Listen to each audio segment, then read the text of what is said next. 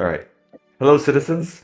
My name is Warbot, and I am joined by two of my friends and guests, Ghost Yo, and CakeCrazy. Yep. And we are actually coming in on IAE. This is their first IAE in Star Citizen. Uh, Feedback from rookie Star Citizens, as well as for me, who has been away from this game for over 4 years. So finally came in this year, and overall, it's been quite a bit of a ride just for the first year. What do you think, you guys? Well, it's an improvement as long as I don't have to put up with the invisible doors. Oh wait, those are still here. All right, fine. As long as we can stop with the invisible asteroids and/or terrible netcode, I'm okay with that. I'm okay with it. How about you, Ghost? yeah.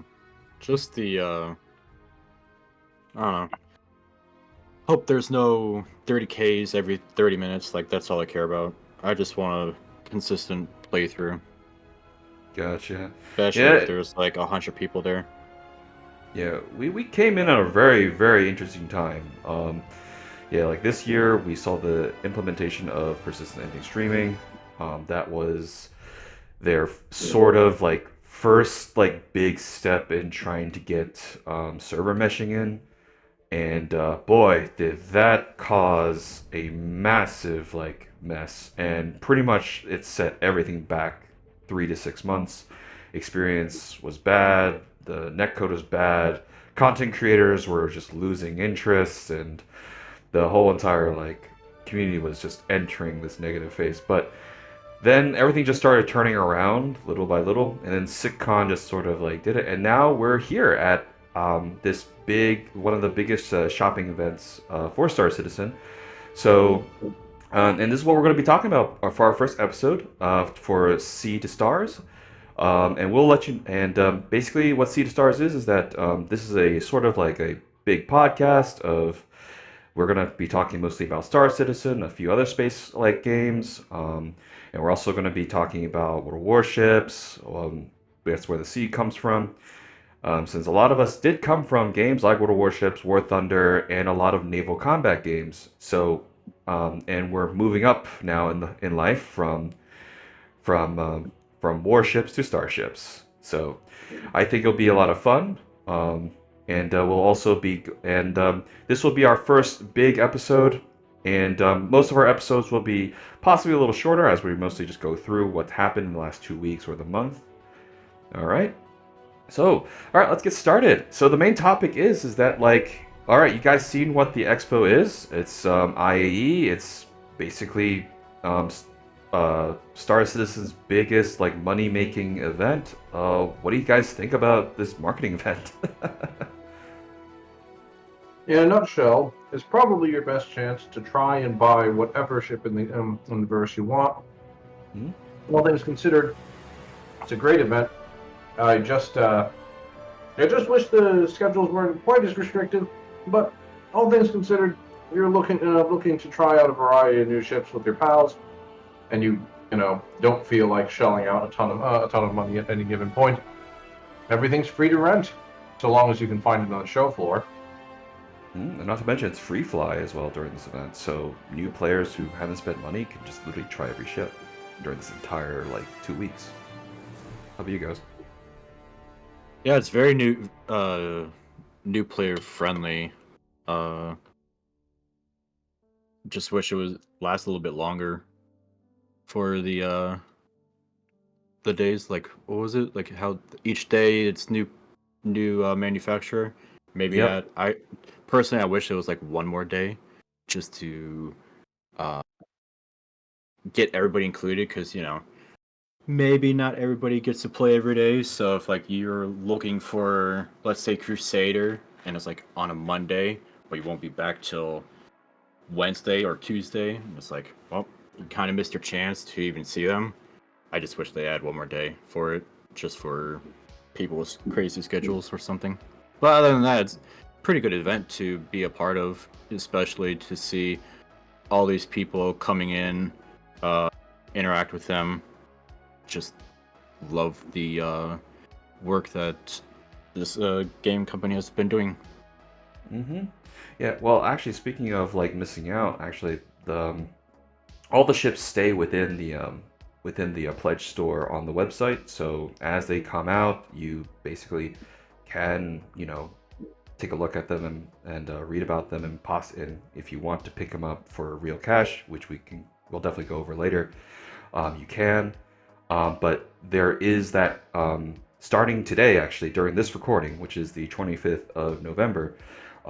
Starting today, I think all the way up to the finale, every ship should be accessible in the rental kiosk. So you can rent every ship for a couple days.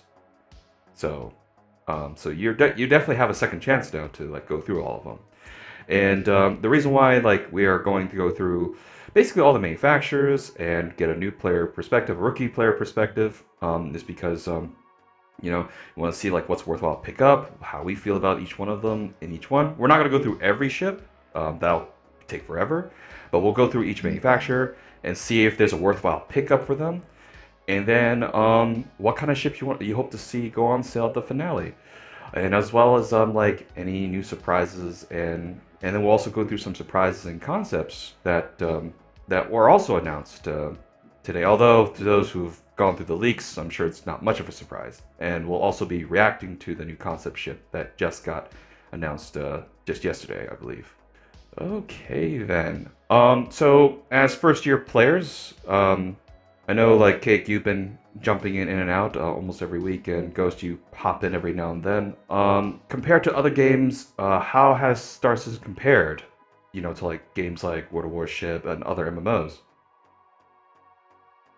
Well, I'll say this much. It's definitely very in-depth, in the sense that everything has an interaction menu, or practically everything does. And the game doesn't quite hold your hand as much. They did introduce a new tutorial, which was only after I joined, but it is still something of a steep learning curve. That said, if you've always wanted to play a game where you could interact with nearly everything you can reach, then yes, you can flip all the pretty buttons on the ship panels. Go ahead, try it. Yeah, just like you said, how it's very in depth. It's like not only is it just in depth, it's very expansive. Like what you see is not the final result. It's like they're always adding stuff to it. I mean, they just replaced a space station for a new one that's better than the old one. The developers are just looking at us, like looking at what we're saying, what we're responding to, and then they're trying to make it better for us. It's like it feels so much better to know that they're hearing us, unlike other games where it's like, well, we made it, so it's gonna be there till we're done supporting it. Here it's just like every time it's just a breath of new life. And oh man, I just lost what I was gonna say. What he's trying to say, they'll fix it. Just give them time. I'm pretty sure someone somewhere is running a list of things to fix, but it does happen. Yep. And to be fair, some of the more pressing issues get dealt with first. Looking at you, draped pilot seats, slurping your pilot out of existence. Oh yeah, 318. I think honestly, 318 was the lowest point I've ever seen a game could fall, and like it's just been going up from there, because you can only go up from there. I mean, aside from closing the shop entirely after 318, because don't scare them off, Nick. It's better than it used to be, that's for sure. Bugs are still there, but they're far more manageable now. And really, all it takes to deal with them nowadays is a little bit of clever manipulation with the menus, like, oh, turn it off and on again, or something like that. It's really not that bad, or at least it's a lot better than it used to be. Yeah, well, I think Yeah. what makes this game very different is that like a lot of MMOs like Final Fantasy and Fantasy Online 2, it's just, you follow a storyline, it's a race to get a level cap and get the best weapons. You don't really fail, you just keep trying again and grind it out. Whereas in this game, like, you have the ability to fail, and you have the ability to lose, and you have the ability to come back and start over. So it's kind of interesting. Um, so it does give you that sense of consequence and does feel like what you're doing and everything you do might influence you later down the road or influence someone else down the road. Yep. Yeah, it's definitely nice to know that they're actually working on the problems at hand than just inputting a solution that just overshadows the problem itself. Mm-hmm. And then who knows, that solution could be the next problem. It's like, no, just fix the game. And I love it because that's what they're actually doing. They're fixing the game, then just inputting a potential problem ahead of it. Yeah, well, Yeah, I I won't mean, deny they yeah, do seem to have some kind of addiction to pushing out new ships on a Well, okay, regular that's basis. that's new ships, but like, it's not like the mechanics of it is, you know. well, Oh, they're they, not they are they are fundamental. pushing mechanics, but there's always some caveat or bug, and of course they'll flesh it out over patches and patches. I mean, this is alpha, and everything's in development, so like they're not gonna have a fix for everything, but I guess they are doing that weird like juggling of running a live service and developing a game and doing a test to where like it's acceptable for like a live build and disclaimers like, hey, this may come out rocky. So, Yeah. yeah. Alrighty then. Well, that's great feedback for the first year. All right then. So let's go ahead and head to the expo, and let's just quickly go through all the manufacturers. We'll quickly go over them one by one, and if there's a worthwhile pickup, if there's like one manufacturer with like one or two ships, then we'll just go. Is this a manufacturer that jives with you or no? All right. So, speaking of which, let's actually head to our first ones, the alien ones. So, I'll go ahead. By the way, Mhm. Nick, so you do mean to stream right about now, right? Yeah. Show us this. Show us what you're looking at. Yep, I am doing that right now as we speak. There we go. There we go. Alright. Gas manufacturer. Yep. So this is actually a very interesting like start because usually you don't think of Alien Day as the first thing that comes up in the expo. But in this time, there was a nice, pleasant surprise. So we actually had our first playable Gattack ship, the Sulin, which is an alien starter ship. And we will definitely revisit the Shulin later down the road because another section is we're going to go ahead and also talk about like what's a good starter ship, what's worth it, and is the Shulin pack a good idea for new players? Because there's something about it. So Gattack is a little bit of in-game lore is an alien race of turtle people, uh, um, and they generally have these like gravtech based like and What he is pumps to move saying things is around. expect a lot of floaty bits to fly around. There you go, floaty bits. All right. So Gattack. So the Shulin is right now available. It actually got released this patch. For IAE as a like first starter. Um, Honestly, it's not a bad offering. It's got the 3 guns, it's got 12 size 2 missiles, it's got a very, very comfortable internal, I mean, cozy anyway, and just a very good presentation in the cockpit. So, now, Gattack only has really 2 offerings for ships. We Yeah, have they the only have two Sulin ships. and the Rylan. Um, so the Sulin is just a general all-rounder with a very big gas tank for quantum, which is what you need actually to fly between systems and planets. So people have been able to put military like very inefficient but very fast like quantum drives in there and still make it to planet on a starter. And then the Rylan is basically the cargo variant and all that fun jazz. So, any thoughts on Katak? Well, if you're a fan of ships with more of a, how do I put this? More of a alien feel in the sense that their tech seems advanced and and their pieces flying around and seemingly arranging themselves. If you like that particular aesthetic, Katak happens to be an excellent choice.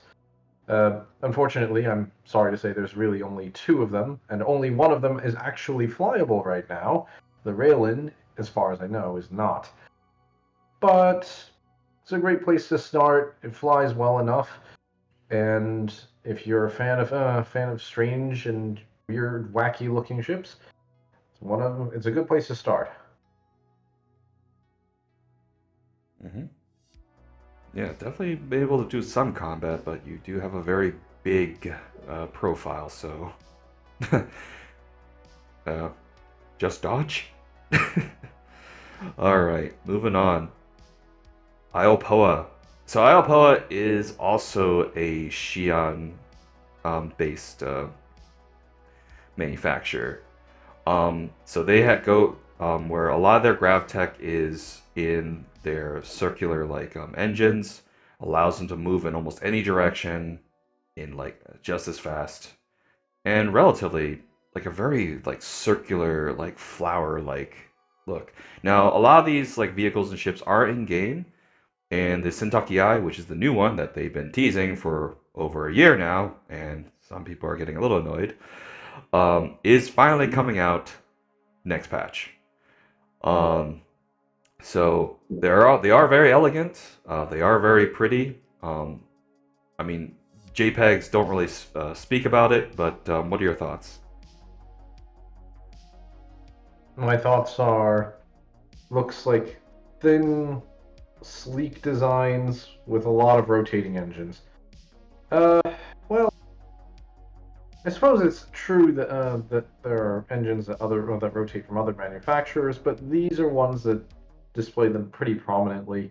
If you want something that looks like it was made to turn on a dime in space, yes, I would say this just about cuts it. Mm-hmm. Any thoughts, Ghost?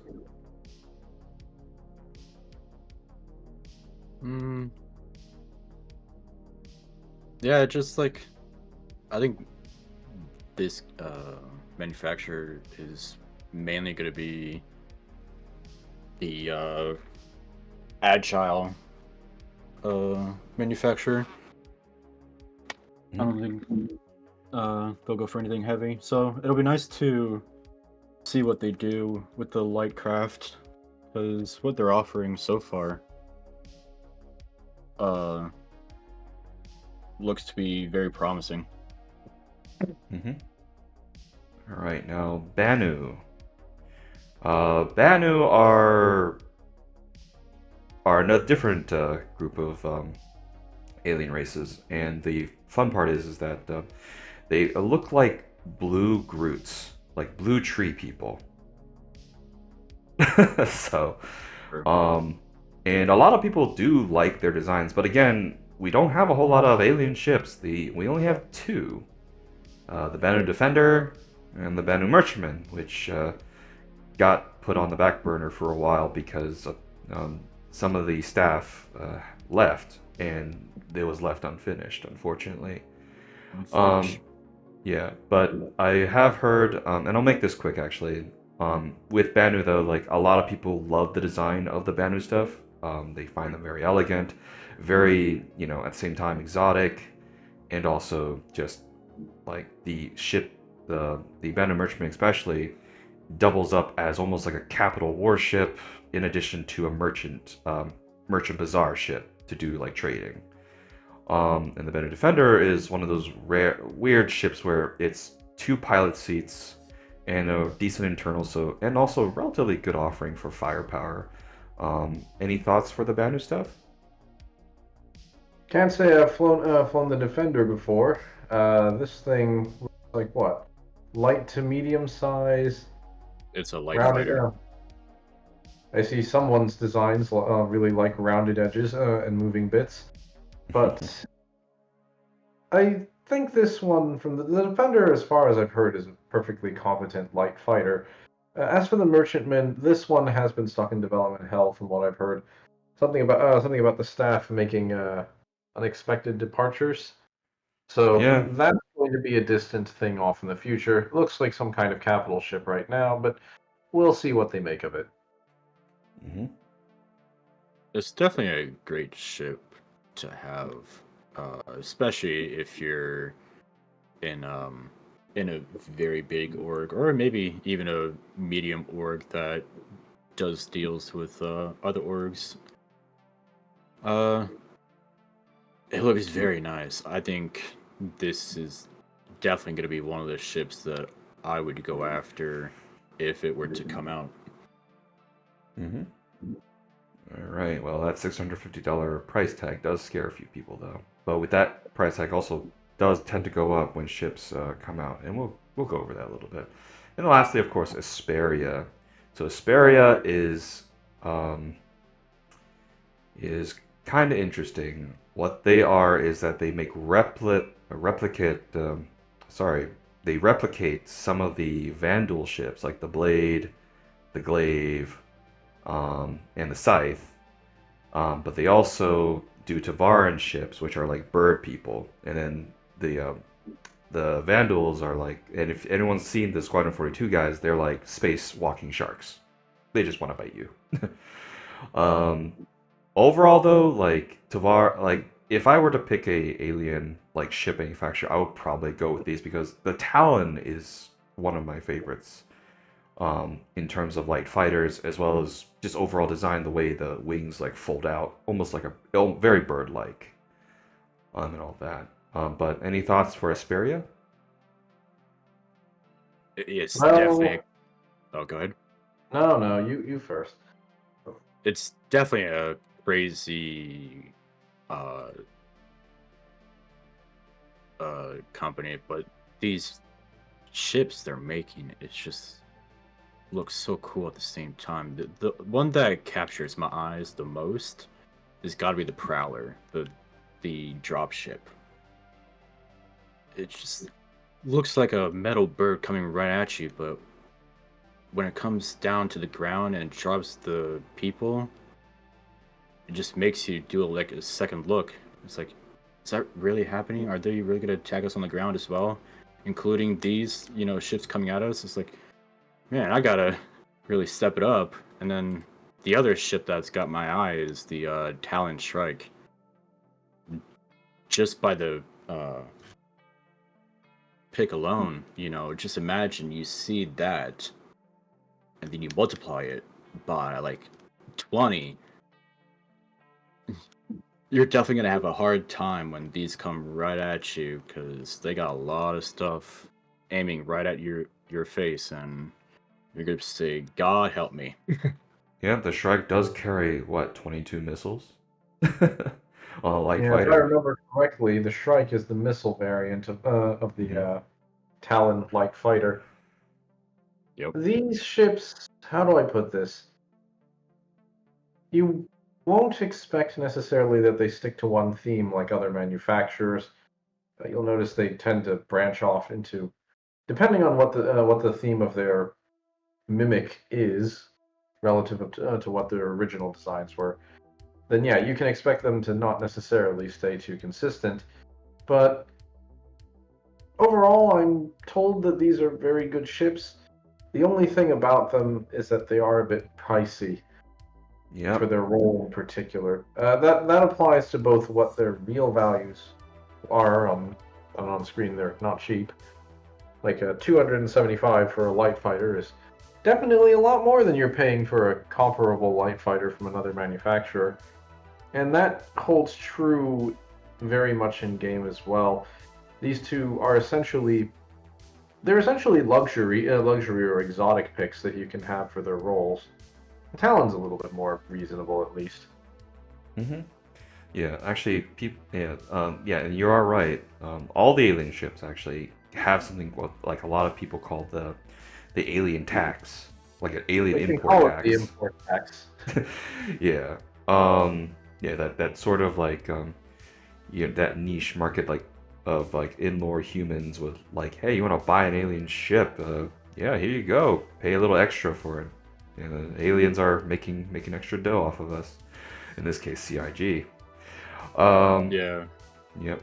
Sorry to go back. There's, when I first look at these ships, there were some that got my eye, not for wanting it, but when I looked at it, I was like, that reminds me of like Star Trek Klingon ships.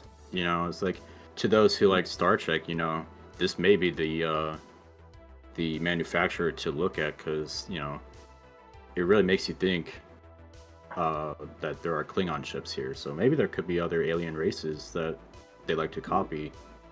Hmm. Yeah, like that's actually another thing. I'm not as big in the lore. I've only been able to like pick and slice bits here as I follow other people, and especially like I think it was Astro Historian, Astropub. He does a lot of the lore stuff and whatever video he puts out. I always like to learn about it. So, out of all the alien ships and manufacturers, which ship? We're gonna just group them all in once. Which manufacturing ship would you actually like to pick up, whether it be in game or with real money? We'll start with you, Cake. It's a tough pick. I mean, they all have their advantages and disadvantages. If we're talking purely about style, I think I might stick with Asperia. Okay. Yeah, I'm definitely on the same boat with you. I'd roll with Asperia for sure. Gotcha. Yeah, me too. Like, I love the Talon. The Talon's one of my favorite fighters. So, yeah. The So Tavaran series from Asperia has looked quite good so far. They are a bit pricey though. Mm-hmm. That's why Gadek would be my second. Mm-hmm. Yeah, I do hope to see more from Gadek, but they'll probably move on to other manufacturers. All right, let's move on. Aegis. Ooh, the old guard in lore. So Aegis Dynamics was basically a little bit of lore history is like the original manufacturer apparently that was with the old regime, and thus they were pretty big in the military stuff and contracts. But once the old regime fell and a lot of things happened, the stigma of them never went away. So they lost a lot of military contracts to like guys like Anvil and I think Crusader. I think so. All right, so Aegis Dynamics, whatchamacallit. Aegis Dynamics is very recognizable because one of the most popular starters is the Avenger Titan, which is the shuttle, and sometimes called the Penguin. But overall, though, like they have some of the most very like no nonsense design ships in the verse, like. Basically, everything seems like it has a function. Every gun placement, is there for a reason, and every ship has a role, and basically they are made for that role. So, how is your feeling on Aegis, guys? Classic is the word I'd use. Classic. I get the impression that these are very much designs that some of them look more like modern day tech, but some of it looks very much like classic sci-fi. If you wanted something that fit the bill for looking like it came out of sci-fi right off the get-go, this is, or especially something that looks like it maybe came out of a older arcade game and got modernized. Looking at you, Gladius. Very 80s. Then yeah, this is a good place to start. I do notice they have a big theme around sticking to military ships. Not a big surprise considering what you just said. But they do make the occasional different civilian ship from time to time. Mm-hmm. Yeah, it's definitely a manufacturer to look at because they got everything. You want to do bombing? They got something for that. You want something for Salvaging, they got something for that. You got you want to be sneaky, they got something for that too. It's like they got everything you want. They all look very nice. Just can't go wrong with Aegis at this point. And they Yeah, also just have don't ask them to build you a hauler. They don't do that. well, they also are the ones that are attached to the biggest ownable ship in the game, the Javelin. So if anyone has $3,000 and an itchy F5 refresh key to try and get one, yeah, the Javelin is it still boggles me. People will just dump $2,700 new money or just burn all their like existing ships for store credit and just put it towards the Javelin. It is really interesting, but of course, like as I said, the reason I would spend money in this game is not just because you want to spend it for yourself and have a head start in the game, but also to support like this project. So just be aware. Alrighty then. So Definitely, this game is one of those very few games where you would love to support.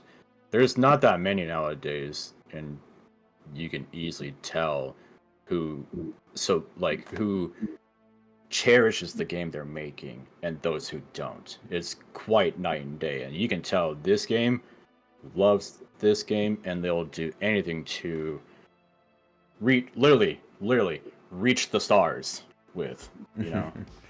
Yep. So, all right. Well, out of all the ships we know about in Aegis so far, what are your top picks for this manufacturer? That depends. Are you bringing friends?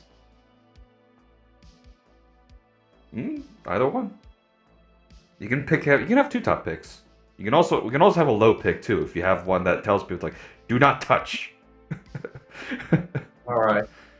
For practical experience, the Vanguard series has been very, very good. As far as having a heavy fighter goes, this is pretty much what I would consider the gold standard to which I compare most other heavy fighters. Lots of modularity, so if you want to switch things out, you can. There's room for one friend if you want to put a man in a turret. And comes with everything from, say, personnel transport to torpedoes to electronic warfare, depending on your selection. Or if you're feeling particularly plain, you could have just picked the Warden. Mm-hmm. There's something for everyone if you want to fight. As for the single ship, I don't prefer, only because of the way stealth works right now, or rather its lack of stealth because of the way stealth works right now. The Saber looks beautiful, flies well, still not quite good at its job, according to its label. Mm-hmm. How about you, Ghost? Yeah, I got two for Aegis for sure. The first one is definitely the Eclipse. Oh yeah, that's a classic book. It is. Yep. Familiar with the United States Air Force and their B-2 and B-21, this is definitely something to grab to get a mock feeling of. Mm-hmm.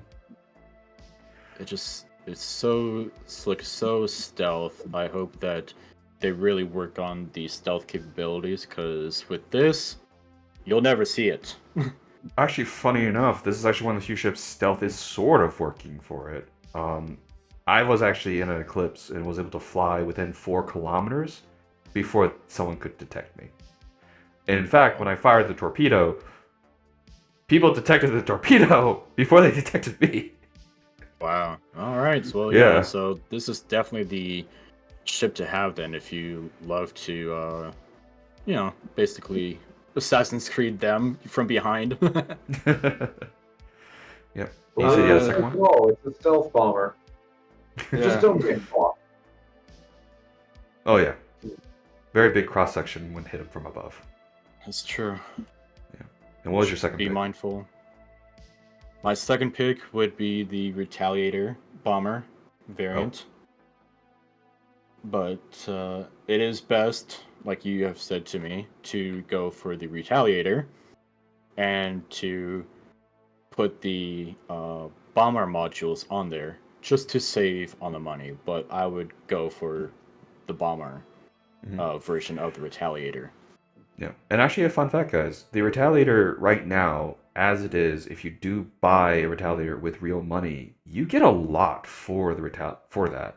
Because as a loaner, while you wait for the Retaliator to get its modularity and finalized, because the reason why it's massively delayed from its inception is because it is a Squadron 42 ship. So a lot of the updates that are in Squadron 42 for this ship has not arrived yet in the MMO. So as Retaliator owner, you get the following. You get a Retaliator bomber. So instead of spending $275 for $150, you get the bomber variant to play with, and you get a Gladiator to play with as well as a loaner while you're waiting for the Retaliator. Maybe down the road later this year, yeah, you can, either if modularity is functional, then yeah, you can definitely start swapping out, the torpedo bays into it. So yeah. So yeah. As for me though, I actually have two picks myself. Yeah. So as you can see, Aegis is a very popular one. I'd say the Saber, just because it is a very comfortable ship to fly, especially in atmosphere.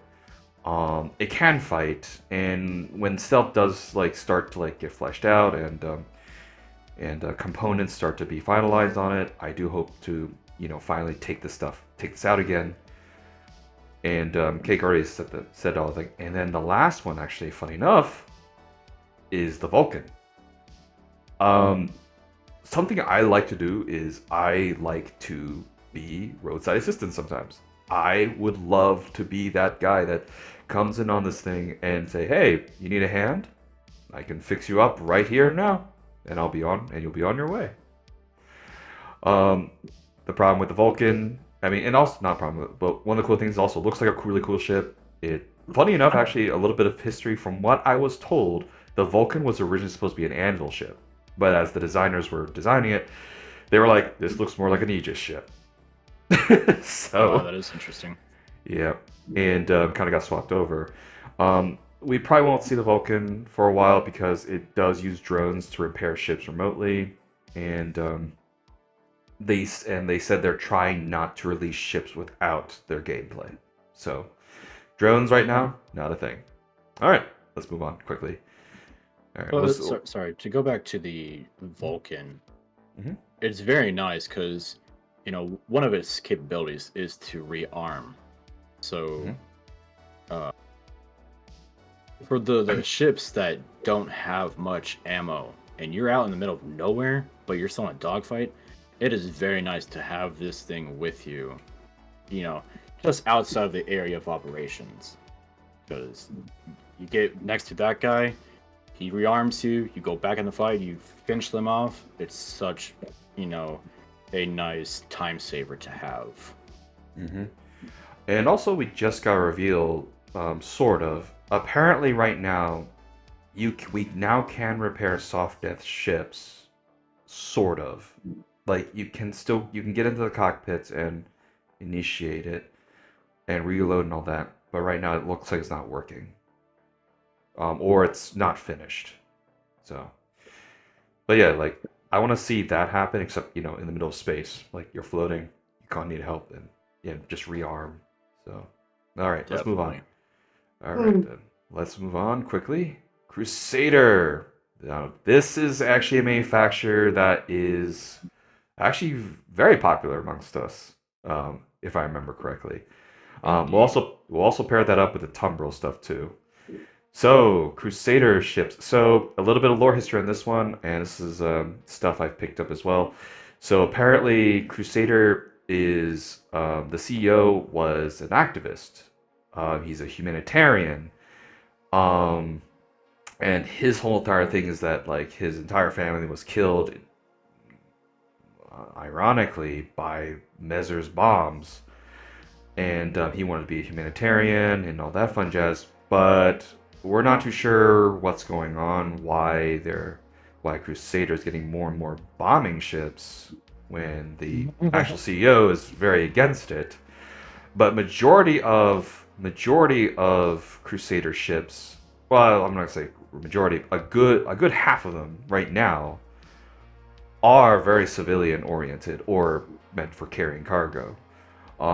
We also seen the release of the C1 Spirit, which was very popular when it first came out, just because of the sleek design. Some people loved it because it looked kind of like the Normandy from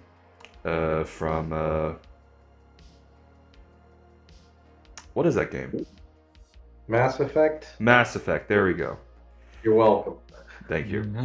Hey, I'm sorry. EA has done terrible things to me. All right.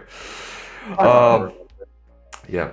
And then when the Zeus got announced in CitizenCon earlier this year, everyone was like, then what's the point of the C1? And they clarified it, like, oh, okay, it does have a purpose. It's faster, it's more maneuverable, and it's a 2-man ship, not a 3-man ship, so crew requirements are a little lower. It's also easily soloable, and also, just like Crusader, big spanking engines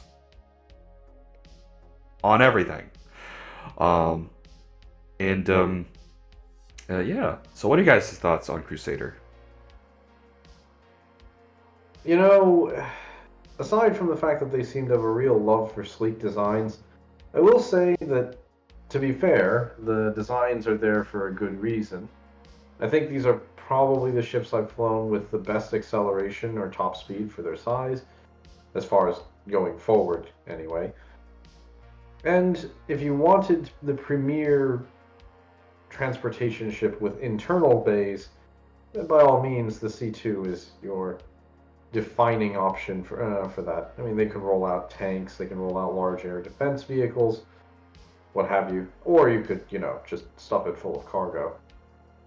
Either way, if you wanted something that does fantastically in the transport role, Crusader's not a bad way to go. For sure. Mm-hmm. Whether that's transporting cargo or transporting bombs, apparently, either of those seem to work rather well for them.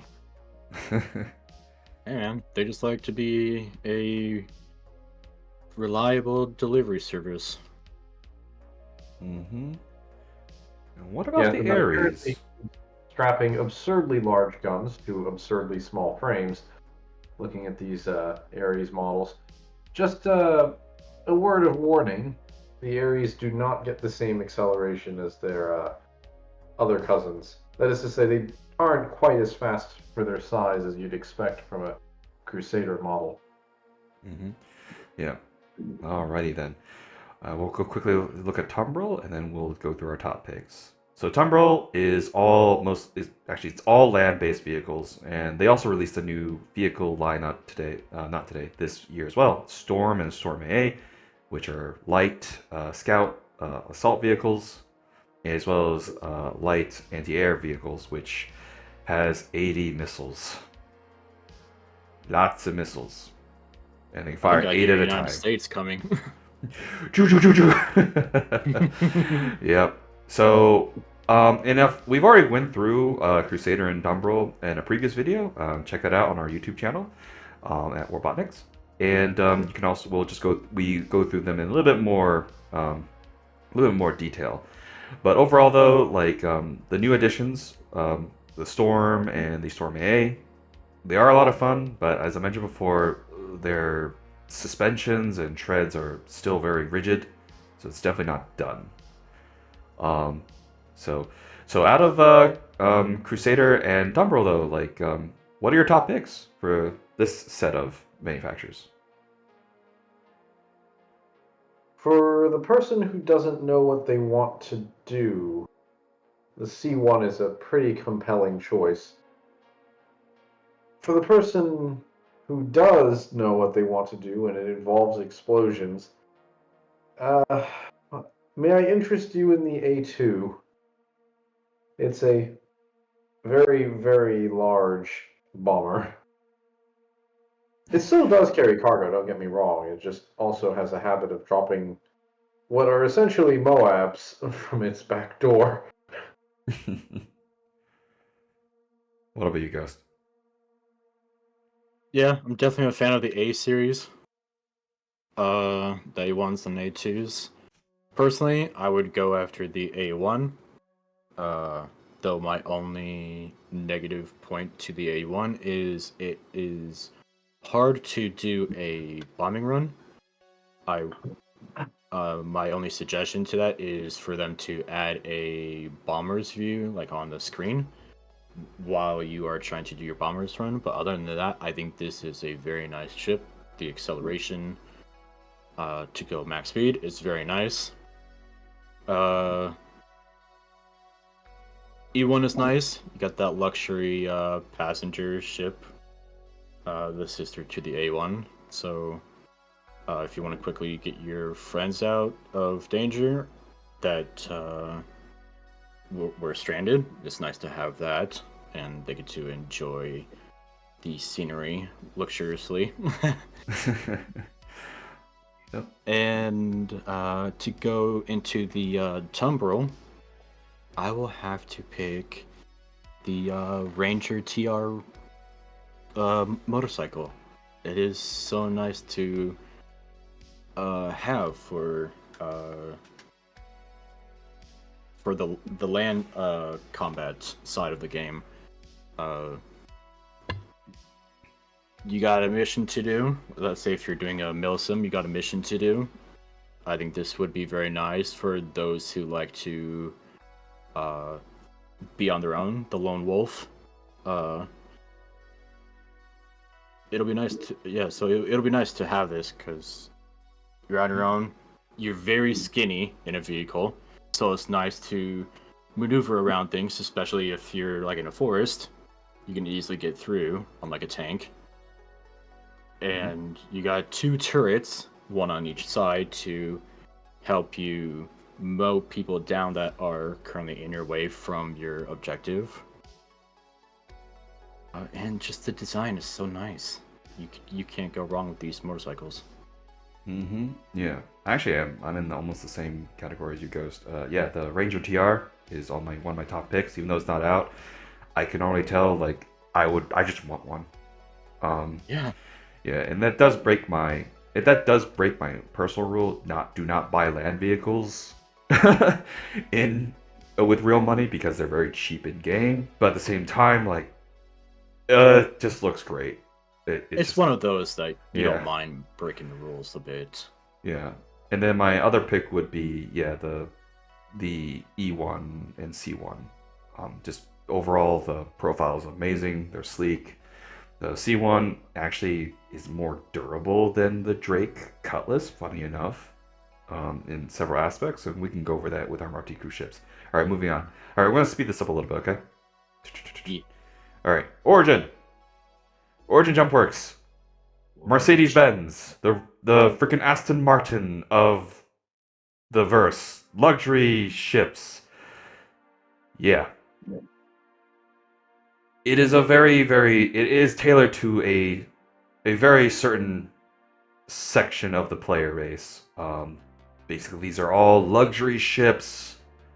They all have function with like that sleek and premium look and premium price tag for what they do. So overall, though, what are you guys' thoughts on Origin Jump Works? Yeah, it's just like you said, there's a lot of luxurious looking ships. Just to quickly name what I want, I would go after the 400i and I would go after the G12A. Just want to look rich and be that annoying, pompous rich guy. This is definitely the place to shop at. Not much to be said about the design decisions here. Very much a luxury builder indeed. Mm-hmm. Almost to the point of being form over function in some cases. The 400i is, in my opinion, the biggest offender of the bunch. But putting that aside, if your main goal was to look rich and you're willing to pay an extra buck or two for it, then yes, these ships will do your roles wonderfully. So I will say that the 300 series is actually pretty good, though a bit small. Mhm. Yeah. Any top picks, low picks for you guys on Origin? Yeah, I picked the 400i and then the G12A. The G12A is the military version of the G12, but it's still got the style. But I like to defend myself at the same time, so gotta go Well, with the A version. you're definitely going to see this G12 soon. They are going through active development now. I'll be Looking okay. at the options, well, I think the 325 and the 300 are both very good ships as far as starting goes. Very user-friendly in the sense that they do their jobs fairly well. The 325A is a combat-specific version of the 300. And aside from that, if you wanted the one that was the most functional, probably the 600i. As much as I hate to say it, that thing is essentially, for better or worse, a practical battle yacht. Oh yeah, very decent guns, decent shields, and A king gun, size bed. acceptable maneuverability for its size, and despite looking like a luxury ship, its weaponry is actually quite effective for its size. Don't expect to win any turning fights in it, though. Yeah, and it is going through a rework coming up too, so we probably might see a price increase. They're going to be redoing like the ramp, a lot of the internals, and actual armory in the Explorer version, and the ramp is going to be able to ferry pretty much anything that's a Nova tank. So, possible troop carrier with a big screen TV. Yeah. But my personal pick, actually, funny enough, is the 315p. It's just one of those things that it is actually one of my daily drivers. It is very economical, good fuel tanks. If guns, sure, it doesn't have a whole lot of guns, but at least it can fight back. But it does have a tractor beam instead of a gun, which allows it to quickly help move items around and assist people, as well as extract things out of areas, so it can get it closer to you, so you can put it on. And has 12 SCU of cargo space, which is more than the Avenger Titan and more than the Cutter. And very biased, I can put a coffee maker in there and drink it. I just want my coffee maker. All right. Coffee maker not included with your purchase. It's actually, it's additional $2. Actually, funny enough, I'll show you guys real fast though. When you do buy a 300, actually, no, we don't have time. So, but when you go to buy a 300 series, you can customize the paint job. It's almost like going onto a website to buy your car. And who wants to see more of that? All right, Drake. Functionality, it just works. Sort of. If Origin is form over function, then Drake is function over form. No points for looking good necessarily. Some of these things look like they're held together with nothing but duct tape. But they get the job done. Yep. So Drake is a love-hate relationship with me. I like some of the Drake ships. The Vulture was my daily driver for a while because when salvaging was first introduced, every time I fly by something, I see dead ships everywhere, and I say, "Oh, money on the ground, yoink." Yeah, and it flies relatively comfortably. I also did do a salvaging tutorial video using the Vulture, so check that out as well. It definitely has a lot of weaknesses though, being that the armor for the most part is very, very cheap at best, but that also means that it's cheaper to fix. Because Origin ships are made of a different material. They do cost more to fix, whereas Drake is the opposite. They don't cost as much to fix. And if you want less armor and more guns, Drake is there for you. Any top or low picks here? Good question. I'm not a Yeah. Drake guy, but if I were to pick one, I know it's on the very, very high side, but I would go for a Kraken. Just to be a support class for combat. Other than that, yeah, I'm really not a Drake pilot. I have to admit, I don't fly Drake too much either. I will say that their industrial ships are surprisingly decent, that being exclusively the Vulture. But putting that aside, if there is a top pick to be found here in this lineup, and one that is the most reasonable to actually purchase, it's either between the Vulture or the Cutlass. Oh yeah, The Cutlass Black is and has been the premier multi-role medium-size ship since before the C1.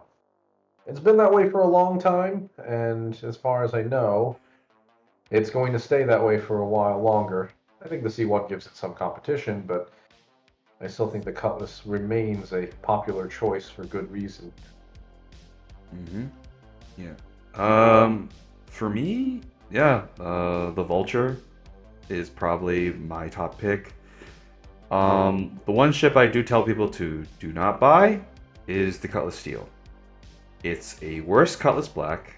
It has no cargo. It costs twice as much in real money, and it's just worse in every way and doesn't give you any benefits.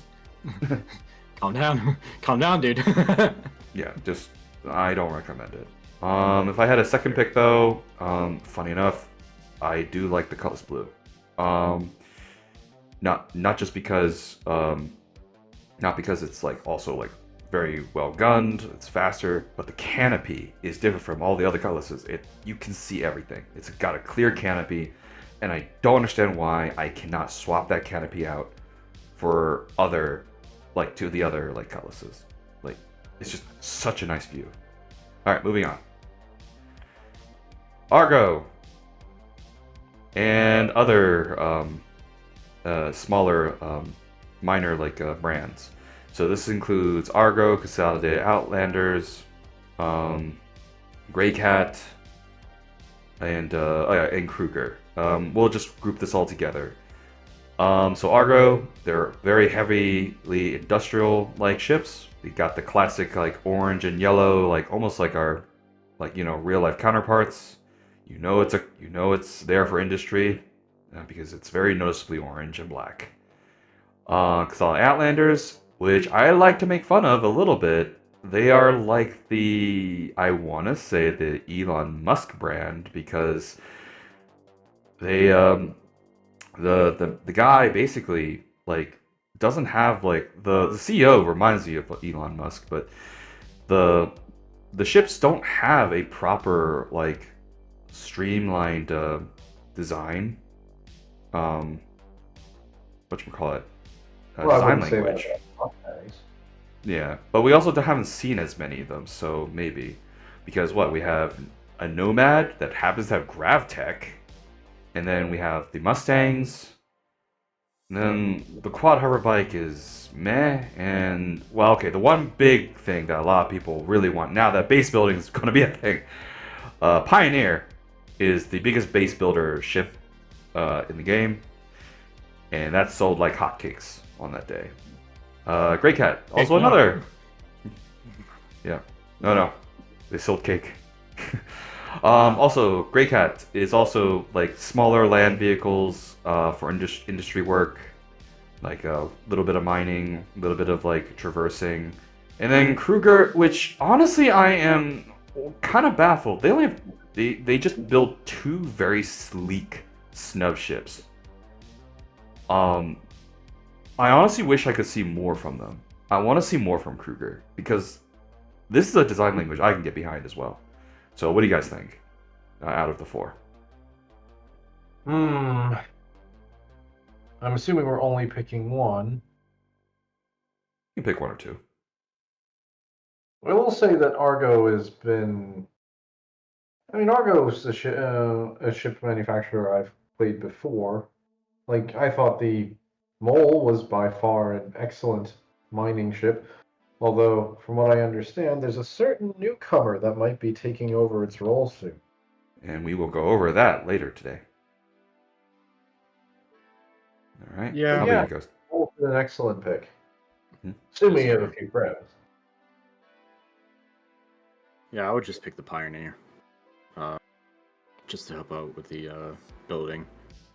Other than that, I think Grey Cat's kind of nice for what they are.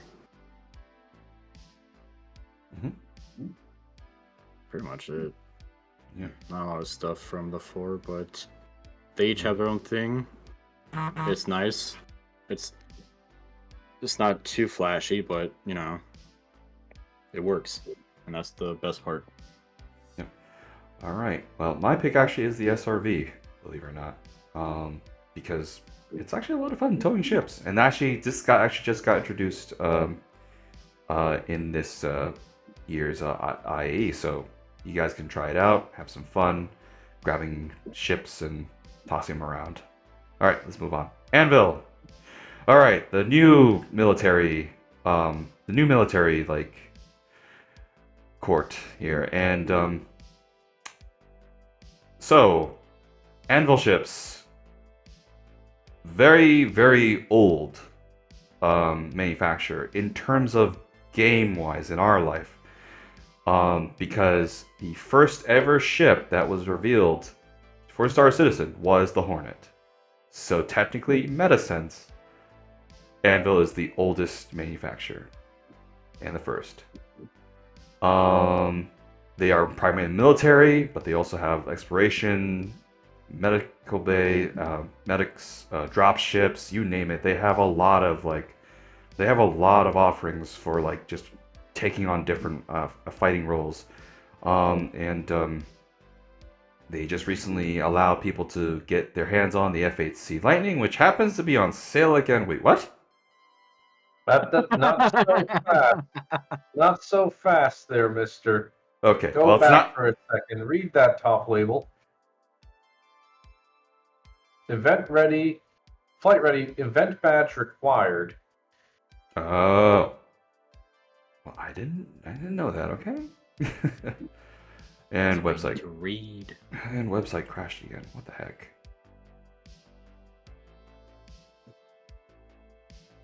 All right. So Anvil. What are your thoughts on Anvil?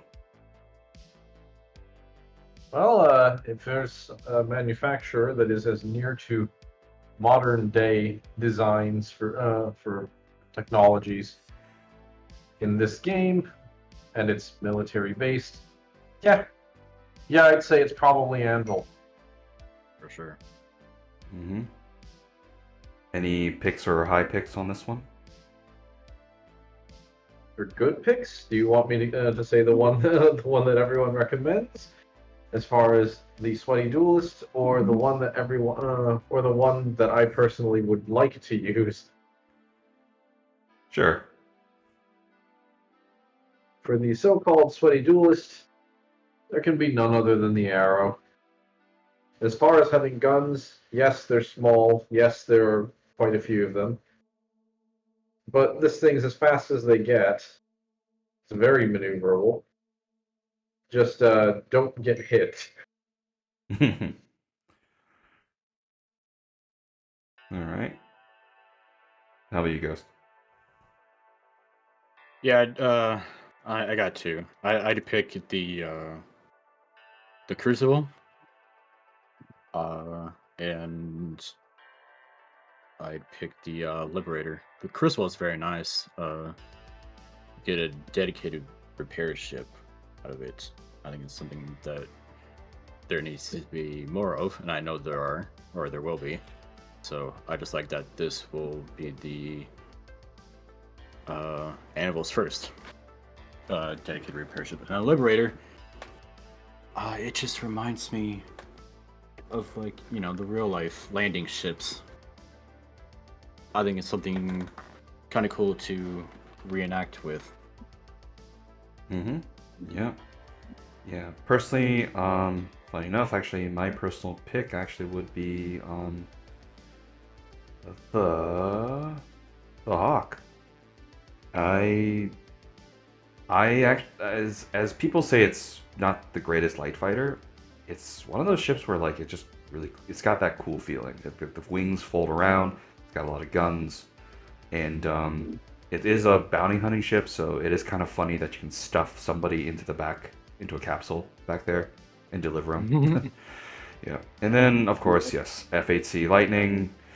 Now, it's not because the F8C Lightning has all the guns, it's powerful and all that, sure. I love it because it's very close to a ship that is dear and close to my heart, and that would be the Gradius series Victory Viper. Just overall shape is very similar to it. All right, moving on. Let's go ahead and move on. Misk and Mirai.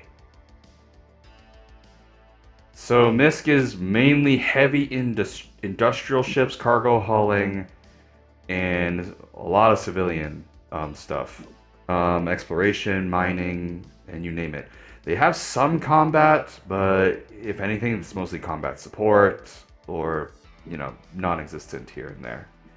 But what are you guys' thoughts? You know, I don't have too many strong feelings about this one. The Misk family of ships is, I don't know, too round for me? I don't know if that's a way to describe it, but it's too round. Fair enough. Very bulky looking ships. Very bulbous in the front. Yeah. Yeah. Yeah, that design language does not really click with me either. Although I have flown the Prospector and a couple others, and they function, they work. Mirai, though, on the other hand, Misk's very sharp versions and performance ships, racing, snub fighting, speed, and somehow more speed. All right, what are your thoughts? With stealth. So, what are your guys' thoughts on these guys? Mirai is what happens when you take human designs and you decided that, yes, you wanted rotating engines on things. To be fair, all of them are, as their looks suggest, very fast and very agile. I can't say too much more about them, though, as I don't have very many occasions to fly a snub fighter. Mm-hmm. Yeah. Now, one fun fact, actually, the reason why their engines look a little close to Iopoa is because, yes, in lore, Misk has a trade agreement with the Xi'an, and they get access to some of their grav and engine tech. And thus, the Fury is an example of when they marry that tech with and basically adapt it to human use. So, yep. Yeah. All right. Any picks in the Misk and Mirai family? Yeah, I'd only pick the Endeavor out of it. It's nice to have something completely different, and Endeavor, you know, you want to do research, there you go, it's the best place to have it. So yeah, that's the only ship I would pick of the two groups. Yep. Actually, funny you should mention that, but Cake, you go first. Let me go next, and I'll mention that later. I think the Fury's a good snub fighter overall. Very compact, I'll say that much. Mm-hmm. But it does its job, it does it well, and it doesn't do anything else. Yep, it does beat F8s though, very, All right. My pick actually, yeah. I don't have a personal pick per se for overall use here, unless there is a specific like goal I want to achieve. I would have said the Freelancer Max when I first started this game, but yeah, if I were to pick up something, and I wouldn't pick it up like for the pure price right now for 350, is the Endeavor.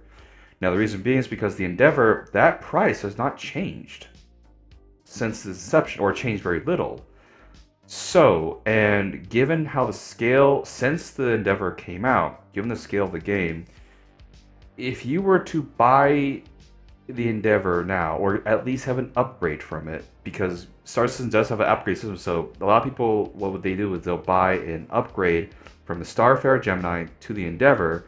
It locks in the price at 350, and this is going to be the last ship they're going to make. From what people have said, I've talked to the Inforunners, I've talked to a couple people, and this ship is expected to grow bigger than the Kraken. Really? Mm-hmm. Because it's supposed to have several modules, I think four of them, I think, and also the bay, the hangar is supposed to fit at least 2 Cutlass Reds. And it's also supposed to be, and if you go through the medical variant of the modules, it actually can be a dedicated floating hospital. All right, moving on though. But yeah, I do recommend anyone who has $10, pick up a Gemini to Endeavor and just have it sit in your hangar. It's something I would recommend. Other than that, no, I don't have any other picks here. All right, move on. And then our final one, RSI, Roberts Space Industries. But Warbot, we're at the website already. Yes, well, in the lore, they're also in the game too. Haha. All right, and yes, and this is where we also will transition to the new ship, the Arrastra, later. All right then. So, Roberts Space Industries. They are, in lore, one of the first, if not the first, like, space company in lore. And they are also one of the most fleshed out, designed, like, ships in the game. They are starting to become more and more like Danger Doritos, as some people call it. But also, the Constellation series is the centerpiece of this game. Because pretty much, like, the constellations are the middle of everything. They can do a little bit of everything. They can become a little bit of everything. And then pretty much a lot of people, when they, and then, like, a lot of the design of the ships, they look at the Andromeda or the Phoenix or the Taurus and say, okay, how can I differentiate myself from the Andromeda and move out from there? But yeah, like, RSI got offerings from all over the place. Everything from light ships, starter ships, multi-cruise ships, and all that. They also have one of the best ground vehicles, which is the Ursa rover. It's also the first, one with a good interior. They have capital ships, such as the Polaris, Perseus, and the Orion. And website crashed again. What the heck's going on here?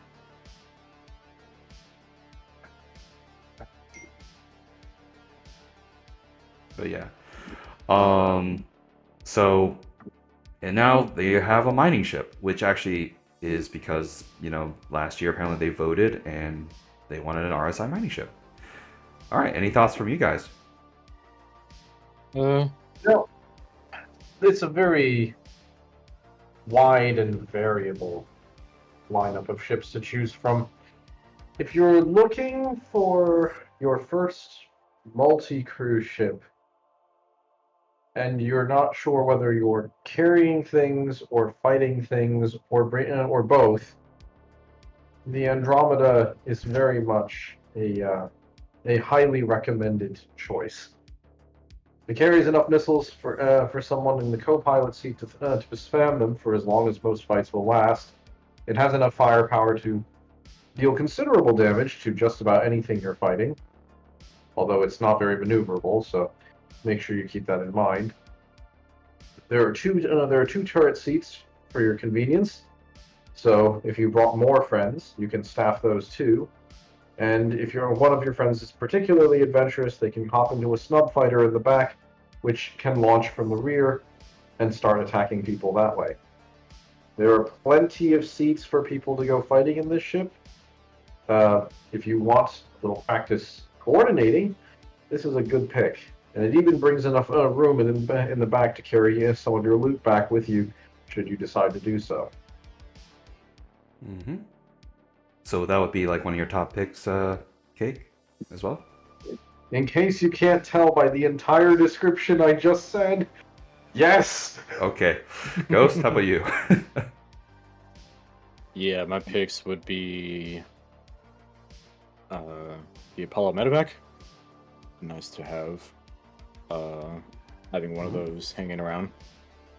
The Zeus Mark II MR. You want to be a cheeky guy. You want to ruin people's fun when they're in the middle of a dogfight and EMP them. Be a very nice thing to have, and have your own fun to their suffering. And then the last one would actually be the newest ship that has arrived, the Arrastra. Or as the devs like to call it, the Ara. Well, devs didn't say that, but there are a couple of content creators that went ara ara. Pretty sure the devs are saying it. They just want to say it publicly. I can actually finally say it. Yeah, like, ara ara, my asteroid is blasted. Oh, jeez. A World of Warships reference to anyone who doesn't know that one. All right. Yeah, like my personal pick, the Zeus's. It just clicks and eclipses my freaking digital mind in every way possible. Like, I love the design. I love the overall, like, sleek, like, features. Like, I actually prefer them over almost everything in their like roles. And the Constellation Taurus. I highly recommend the Constellation Taurus to a lot of people, because it still has a similar firepower to its sister variants, such as the Andromeda and all that, with all the guns. It just doesn't have the snub fighter in the back, but it has more cargo space, more room to fit a few more vehicles, and also a little bit more versatile in like what the roles can be for it. I highly recommend it. Yeah, and I will say the Constellation Taurus, for those of you who are not necessarily as combat-minded, it may be a better decision than the Andromeda. You do sacrifice approximately half your missiles, and those are the larger half of the missiles. And you are giving up the bottom turret in terms of your laser weapons. But if you're willing to deal with that and a very trivial amount of lost health in terms of your total hit points, then yes, this is probably the superior choice. Mm-hmm. Right. Hold on a second. I'm not so sure if the loss of health is so trivial. You might want to take a look at that. Yeah, the tractor turret is working now, and it is the placement of the turret, and I've seen it and I've used it, is perfect. It is functional, it points forward, and it helps move things that are in front of you into your cargo ramp from the safety of your hull. It is perfect. You don't even need to get out. Like it's just great. Considering the size of its cargo hold, it might even be a very good option for looting enemies after a battle. Oh yeah. Mm-hmm. It may not carry quite as much as some of the Crusader options, but the integrated tractor beam, I get the impression, will be very, very, very handy. Oh yeah.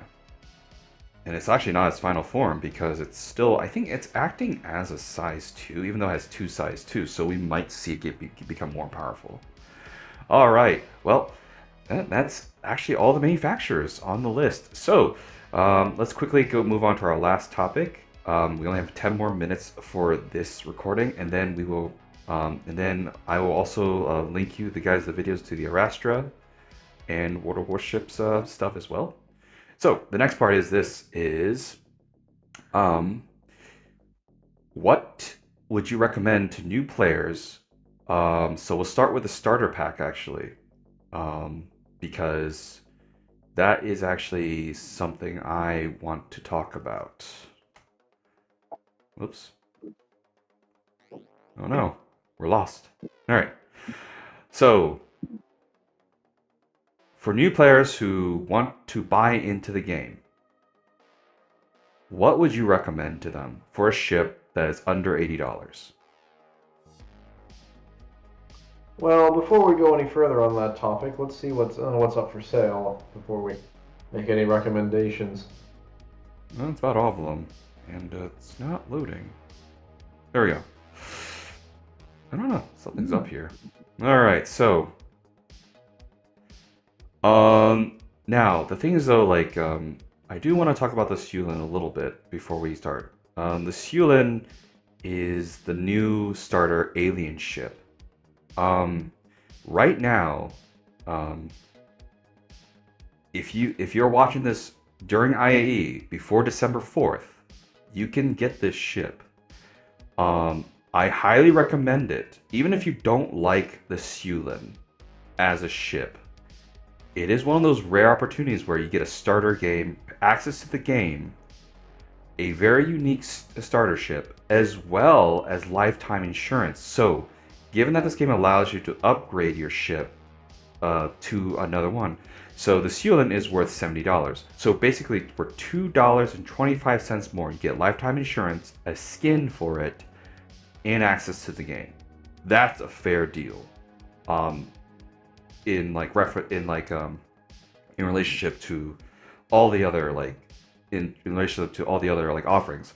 Once IAE is over, it's going to go back to $85, and it's probably going to lose that lifetime insurance. So between now and December 4th, I highly recommend it, because once you get the Sulin and you don't like the Sulin, the way it functions or works or anything, because Sulin is actually, in my opinion, not beginner friendly, because you have to orient yourself to go up 9 degrees, turn over, and then fly out of a hangar, because you're sometimes not facing a vertical launch hangar. So it's definitely not a ship I recommend to beginners, but it's got a very nice cozy interior. So for just $10 or $20 more, you can, or $30 more, you can upgrade that to the Nomad, to the Cutlass Black, or any other $100 offering there. And heck, actually during IAE, if you have that the $40 extra, you can get the C1 as well. All right. But that out of the way though, for disclaimers. Out of all the offerings for a starter pack that is below the $80 mark, so that's basically anything that's an Avenger Titan and below, what would you recommend to a new player and why? Get the Titan. Just get the Titan. Don't get me wrong, the 100i flies, the Mustang Alpha flies, the Aurora flies, the C8X flies, they all fly.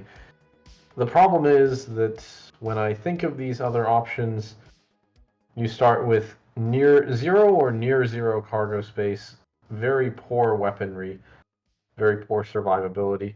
Don't get me wrong, they do still work. You can still take light missions and early missions pretty straightforward if you're willing to spend a little extra time shooting your baddies, but as far as being able to get into this game in a reasonable pace, just get an Avenger Titan. It does all of that, and it does it better. All right. How about you, Ghost? Honestly, I'm just gonna stick with the Sulin. Very unique, but like you said, it is not a novice ship you start with. But shit, look at it. Advanced designs, alien, completely different than what you see right now. Lifetime insurance, and if you don't want it, shoot it up to upgrade. Yep. Now, if it, let's say that IAE is over, would you still consider it as a good start? Because it will go up to 85 though. Once IAE is over, it may lose that lifetime insurance. Yeah, why not? I mean, still, All right. just yeah. All right. This is going to be a surprise pick for me. Yes, I would. If it was during IAE, I would pick the Shulin. I hands down I would pick it because it's a very awesome ship. If anyone knows Morphologist on YouTube, he does an amazing job going over it, its design, and overall fun jazz. I actually have sort of moved to the cutter. Okay. Yeah. Now there's a reason for that. The cutter, like the Sulin, has a lot of the more updated like features and offerings. In that little ship, you can actually not just have some cargo in there, but it does have room for a small vehicle back there. So you can bring along like a small little like STV, I think, or PTV.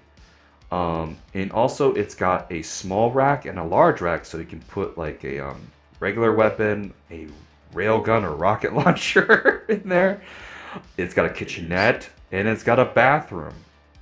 Out of all the starters, the Sulin and the Cutter are the only ones that offer a bathroom.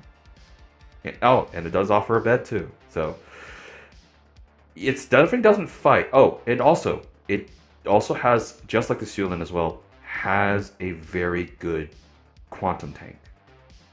It is a very economical ship too.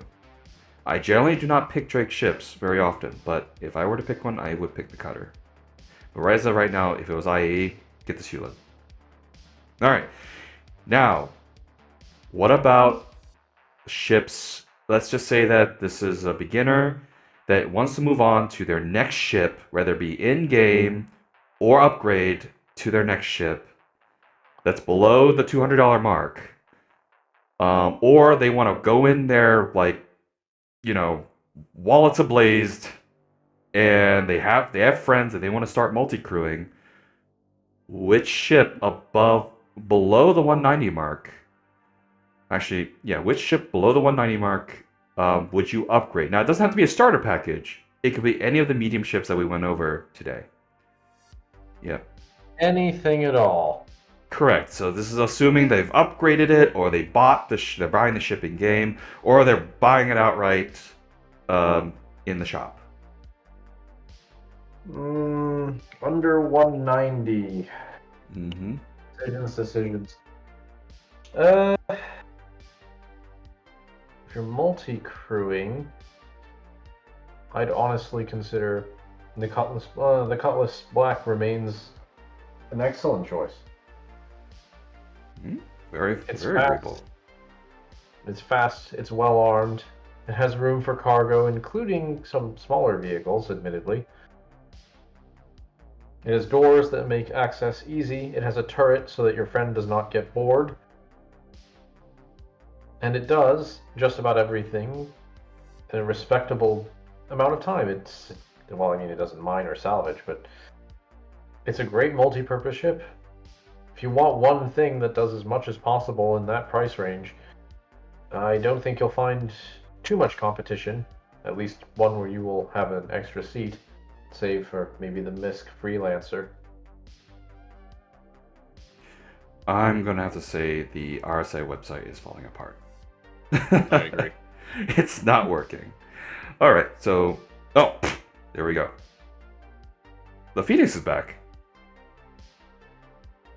Jump on it. Just kidding. Okay, it is currently November 25th, and it is currently almost 8 o'clock. Constantine Phoenix is still available. Come on, guys. Chop, chop. All right. All right, then. Now, just quickly sort by price real quick, and then there we go. What the heck is happening? Yeah, I think the website's falling apart. All right, what about you, Ghost? What would you pick? For under 190. Yeah. If this was going to be like your second ship or a multi-cruise ship or like a ship that you would recommend under 190 for people who want to go off onto that next one. I'm gonna have to pick the Arrow. Oh, okay. It's just pure combat? Yeah. Mm-hmm. It's the design of it, if you're new to space, for some reason you came across this, you're new to space, but you're already into the military. Arrow is nice to have. It's to me, it's like a gateway to the space age. Gotcha. All right. I'm gonna have to actually pick the C1. Nice. Yeah, the C1, 64 SEO cargo, plenty of space to put some vehicles in there. It's a two-man ship. So you and a buddy can travel around, get some work done. It's got beds, it's got kitchenette, it's got a bathroom, it's got places to gun racks, and also individual storage lockers for each other. You can't really go wrong. And also, it's a little bit more durable than the Drake Cutlass in certain ways, and you can actually lose both its wings and still fly. That's crazy. Yeah, that's happened. Yeah, it definitely has a lot less firepower though, less missiles, less guns, but it's a good all-rounder. All right, excellent. Well, that is actually everything for IAE.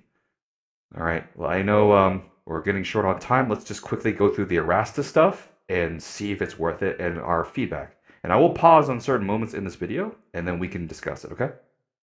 Mm-hmm. All right, I'll go ahead. Yep. Let me go ahead and reset for you guys so you guys can hear it. Here we go.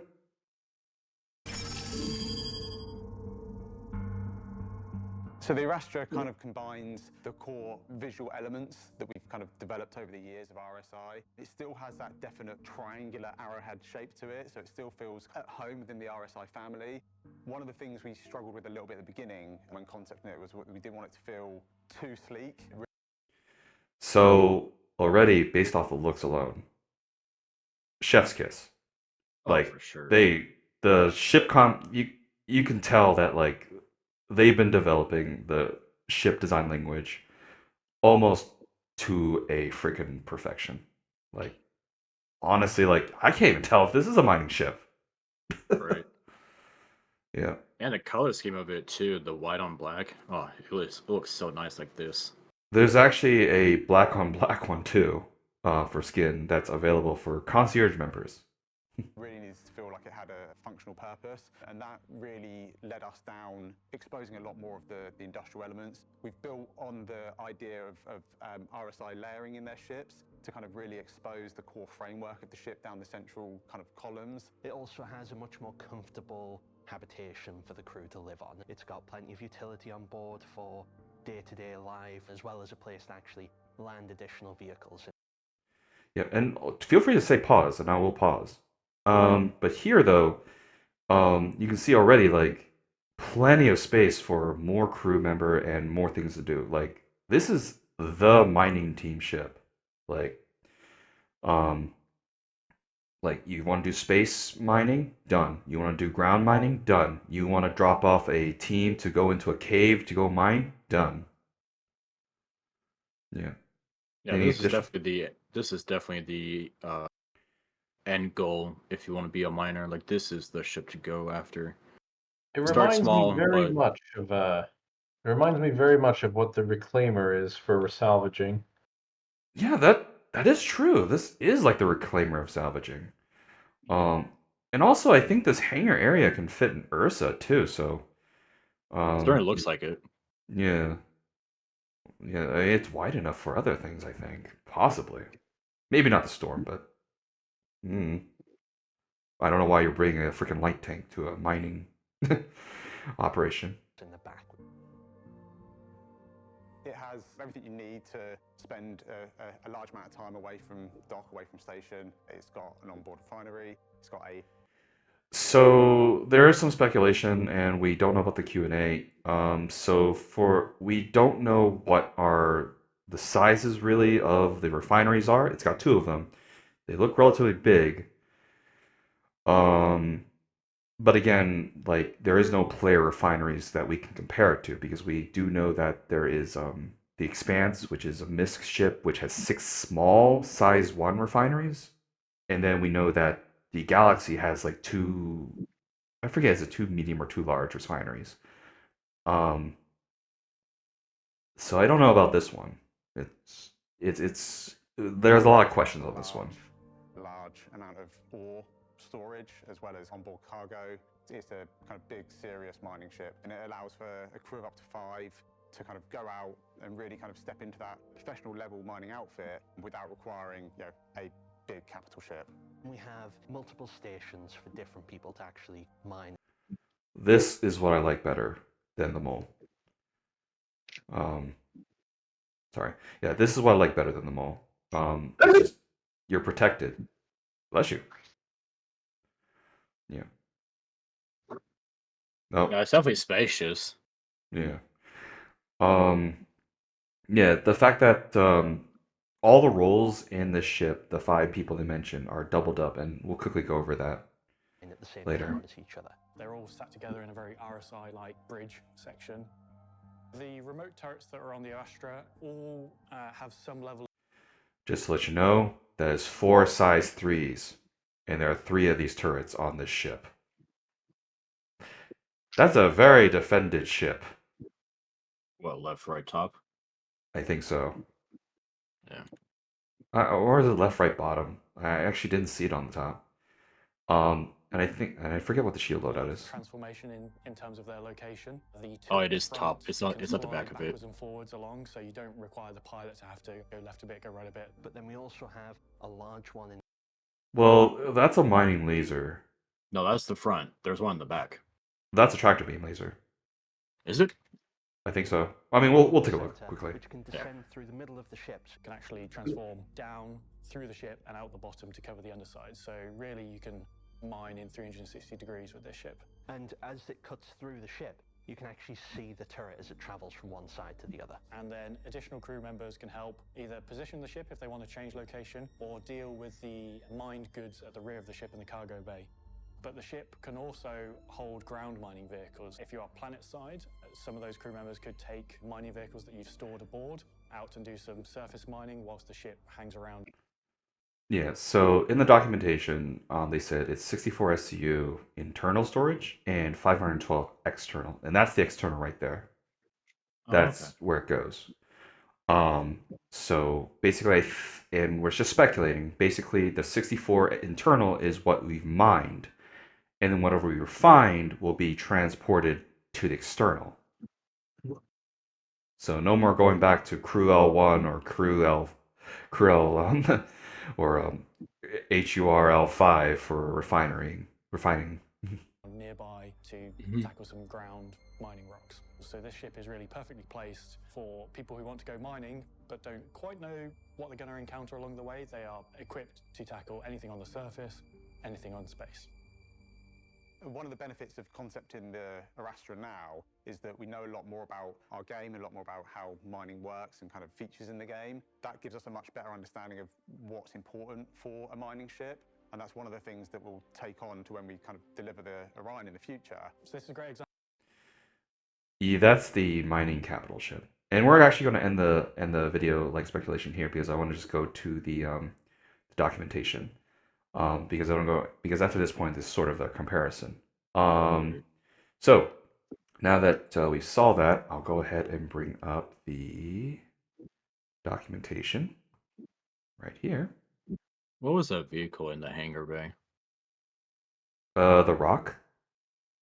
Okay. Yep. So, yeah, this is the design document they put out. Let's go ahead and zoom in a little bit. Oops. So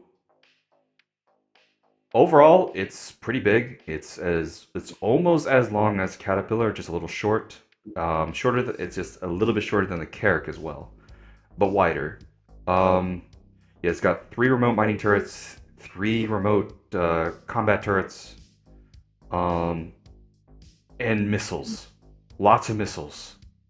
4 size 4s, 4 size 4s, 8 size 1s, 2 size 5s, so torpedoes, and 4 size 3s. And the shields are 2 size 3s. So that's a lot of defense. Yeah. Yep. It's an awful lot of protection. But when you think about it, it's not that big of a surprise. I mean, it's a ship intended to be out on the frontier with little to no support. Makes sense to me. That is true, yeah. And the cool part is that, as I said before, a lot of the crew members double up in their roles. So that'll be the pilot, and then we have the co-pilot who's also doing, I think, the tractor beam and all that, and then probably one of the turrets, and then the 2 remote miners. They also double up as remote turret operators too. So if, let's say, they're about to get attacked, they can quickly shut off their mine lasers and move straight to, combat stations. And then the engineer also doubles up as the refinery operator. So yeah. Now, given how much this ship costs, though, given how much this ship costs, though, it's $575. And for $75 more, you can try to get an Orion, which is this capital ship. If you had the money, would you get the Arrastra, the Ara, or would you actually spend the extra 75 for the Orion and earn down and get the Arrastra later? Now remember, the Orion platform is space only. It is not going planet side at all. Aww. It is thick boy. It is a big boy. Yep. I just can't justify using a capital ship like this. Maybe it's because I don't have enough people to stack the entire crew, but it's too big, it's too unwieldy. Just give me the Arrastra. It's already at the upper limit of what I'm willing to tolerate. Okay. Now, remember, one thing that a lot of people forget is, we do have, eventually there will be AI and NPCs that we can hire and crew as well to man stations that, we don't have humans for. So even with that, you would still go with the Arrastra? Yep. Still doing it. All right. How about you, Ghost? Yeah, definitely the Arrastra. For the Orion to be space only, gotta be very careful with that. Mm-hmm. And with how big it is, yeah, definitely the Arrastra. Yeah. In my opinion, I don't want too many capital ships. If I were to have too many, I think the Arrastra is a perfect size for a group of friends to have fun. Do a mining thing. Like because I feel like the Orion is just too much ship for what it is. Like, we do have people here that do have lives outside the verse. So if you want to get a crew together to do a mining operation, I think the Arrastra is perfect. It's that perfect size to do whatever type of mining you want to do, whether it be space, ground, or with the cars. The Orion, I feel just might be too much. But The I think for larger orgs, if they have constant flow of people to operate the Orion, I would say go for it. Yeah, it's definitely perfect for an org that is designed specifically for what the Orion can give you. The Arrastra is definitely the best ship to work your way up to. It's the best end goal mining ship. So definitely start small and then work your way up to this if you are interested in mining and refining. Mm-hmm. Yep. Alrighty Plus- then. max of 5 people, it's definitely a great thing to have for something like this. Mm-hmm. Alrighty then. Any last thoughts, Kate? No, that's about it for me. All right, cool. All I right, now think I think the Ursa could fit in the hangar of the Arrastra, though. I think so. Yeah, it's another RSI vehicle. I don't see why not. I feel like also they could probably make variants of the Ursa to carry like ore or cargo as the Rock continues to do their job. You know.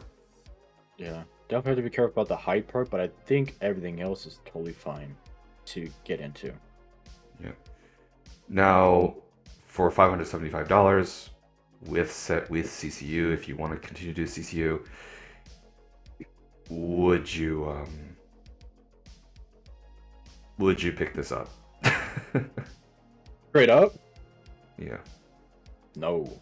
I'd start small. You don't want, if you're definitely new to this game, or even if you're not new to this game but you're new to the mining part of the game, I definitely go with something much cheaper, get the hang of it, understand the basics, and work your way up to this ship. It's definitely not something to immediately pick up. But I second that. Yeah. I second that opinion. The Arrastra is very clearly meant for multiple crew members who understand what they're doing and why they're doing it. I don't think this is something for a rookie to pick up and say, yes, I wish to learn mining in what is essentially a sub-capital mining ship. Just take a prospector. Start with a prospector if you really want to go down that. Yeah, I concur. I don't recommend buying this outright. If you're one of those people who do the long game CCU, then yeah, go ahead and just pick up a CCU. I believe it's the Hull D, which is $550, to this ship, which is $575. So for $25, you at least lock in the price by $575. And if you change your mind, you can just sell your upgrade and get your store credit back and put it towards something else. So, all right. Well, that's all for our Star Citizen content. Honestly, let's see here. We actually went over time. We may have to do our World of Warships probably another time, or do you want to continue? If you want to just stretch that to 2 hours, I do not mind doing that. Nah, we're already here. Why not? All right, we're continuing with World of Warships, guys.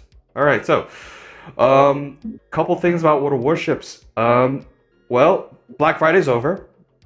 I honestly don't know why the Black Friday sales just end right at Black Friday, in the middle of Black Friday, like America Black Friday. Like, guys, have it run at least to Saturday. Or ride it out to Cyber Monday. That makes more sense too, but like, just no.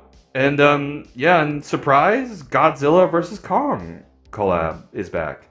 Now, there's a reason for that. The new show on Apple TV. This is not sponsored, by the way, by Apple in any way. Wink, wink. The new show Monarch. I'm gonna guess this is just sort of building up on the hype with them a little bit.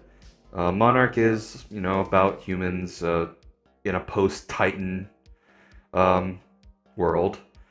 But yeah, the Godzilla skins are back, the Kong skin is back, and honestly, they are some of the coolest looking skins out there, but they are expensive. It is very expensive for these skins, and it's just skins too, because there's skins for ships that you can earn in game.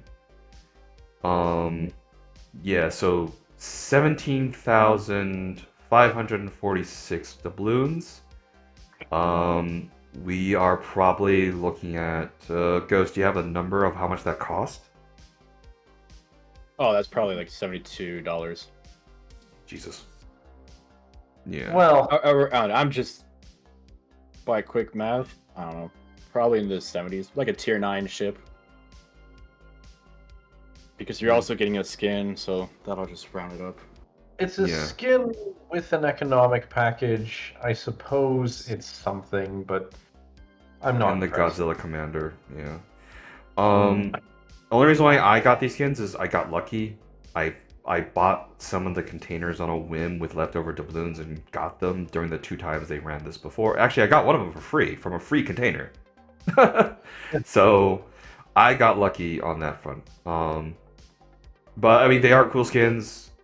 But I'm not gonna tell people not to spend money or how you want to use your money. But it is a very expensive offering, and I really don't like the bundling. And we'll definitely go over the bundling thing in a future episode that World of Warships is really starting to do.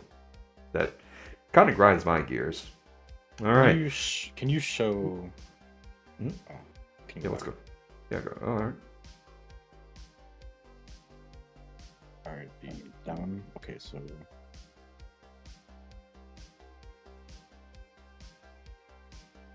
All right, so for that, the Titan's Large pack, you're looking at $108 right off the bat. Phew. And then the Apex Monster, you are looking at $70.19. Or if you want the Primordial Rage, it's like 72. I'll just round it up. So you're getting a tier 8 ship with skins and a economic bonus. I mean, these are, you know, to actually look into it, these are tech tree ships, if you are familiar with WoWs, that just got a skin up, basically. Yeah. So, if you like the NorCal or if you like the Amagi, they have the skins for it. Exclusively? Because, anyways, they have King Kong and Godzilla for it. So, if you want one, it's around $71. If you want both, great news. Got a huge deal. It's only 108, and I know I'm saying only, but it's a good price to have those two at $108. Mm-hmm.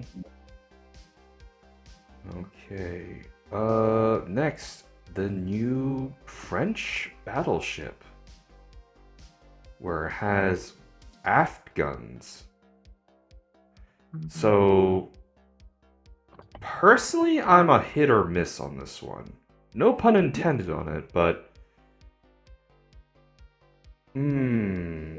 I'm hearing very mixed reviews from people who have mentioned the ship. Now, the Citadel is pretty far below. So, but Ghost, you did a little research on this one. What do you think, like overall stat wise? Do you see this as a potentially decent ship to pick up? And like what are its like biggest flaws? Definitely a decent ship. It's not. Alright, the army scheme, sure, it's a battleship. But let's look at the guns. It's not battleship. It's battle cruiser. It's 305s, actually. Ugh. Yeah. So definitely be careful of that. Just because it says battleship, don't expect something like 380s, like the other French battleships. It's actually 305s. The accuracy or dispersion of it is not that great. Think of it like the battle cruiser variant of the Leon. It's a shotgun. It will literally go all over the place. The Sigma is at 1.5, so accuracy That through is- volume. yeah. That is an abysmal stat. For those of you who aren't aware, Sigma is the tendency for shells to land close to the center of your targeting, as opposed to near the edges. The higher the Sigma, the more likely it is that shells will land close to the center of your shot. You know, I haven't even done my research on this ship, but just hearing that it has what looks like 16 305mm guns at tier 8, I can already see where this is going. And I don't like it. Because I see a ship like this with more guns in smaller mounts, with smaller calibers, and this screams to me like you either do horribly in this ship because you can't catch anyone's broadside, or you do amazing. And there is no middle ground, because with 305s, if you're fighting a same tier opponent, odds are they can bounce everything that you throw at them. Unless it's a British light cruiser. Because British light cruisers do not have anything that we refer to as armor. Everybody else, everyone else is going to suffer horribly. Is going to just bounce everything you throw. So I get the impression this is a ship that very much loads HE a lot. If you're okay with that and having what is essentially a fire spamming shotgun, then go ahead. Well, let's dive deeper into the guns. Good news, it's got range. It's got almost 23 kilometers of range. So, with this tier, this is actually really great. Reload, however, not that great when we're saying battle cruiser. It's at 27 seconds. Now that can be compensated by one of its consumables, the main battery reload booster. It'll reduce it down, but I believe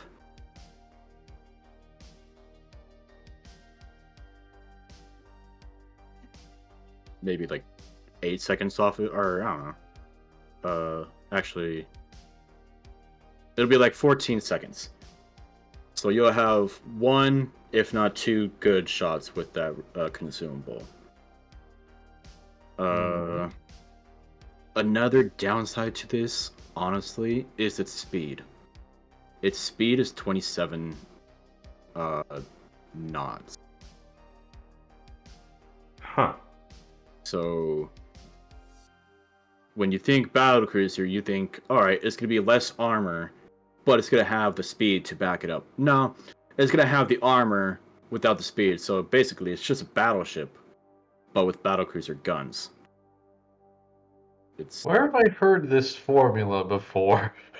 You know what? Never mind. All right. Well, yep. And then right now and then for you anime fans, the high school fleet ships are still around for you to pick up.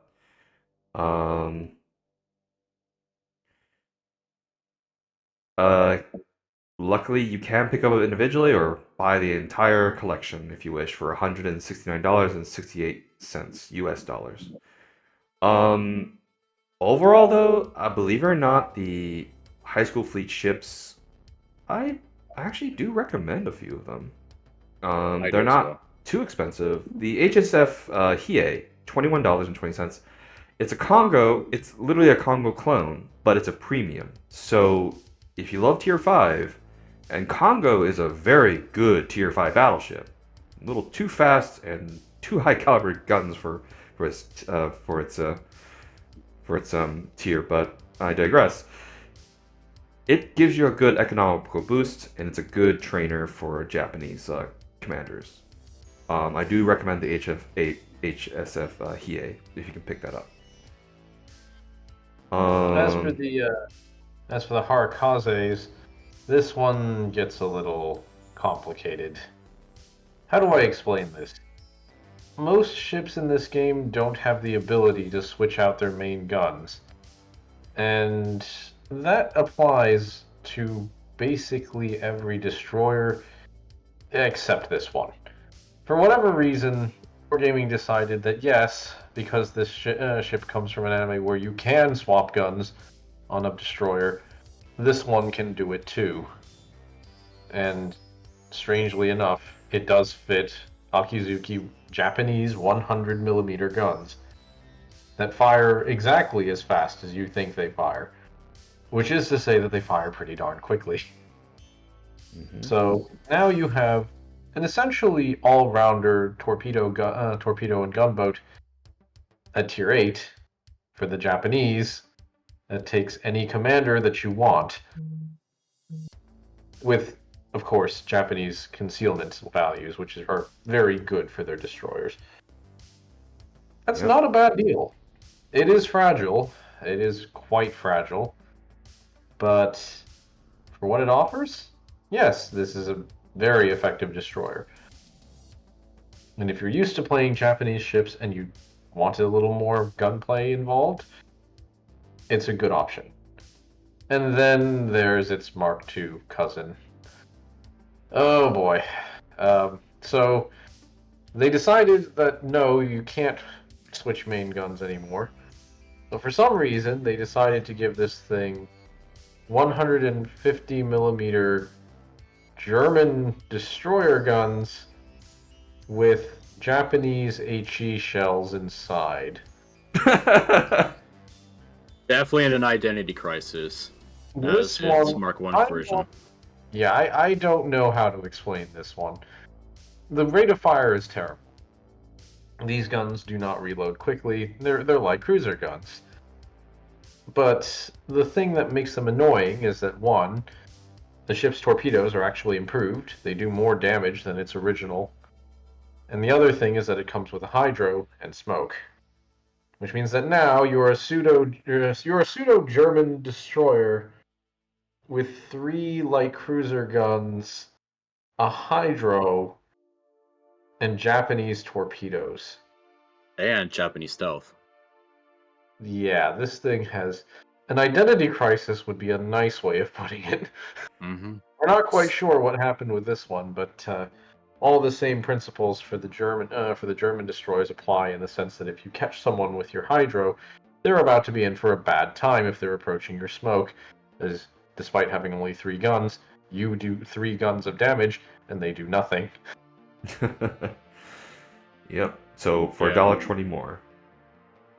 Yeah, to go back to the Mark 1 version, just to go over the guns real quick, it, like Cake said earlier, it has the Akatsuki guns, the 100 millimeters. It also has the original Here, version. American 127. Yeah, it's There's- got the Benson guns. These are Bensons.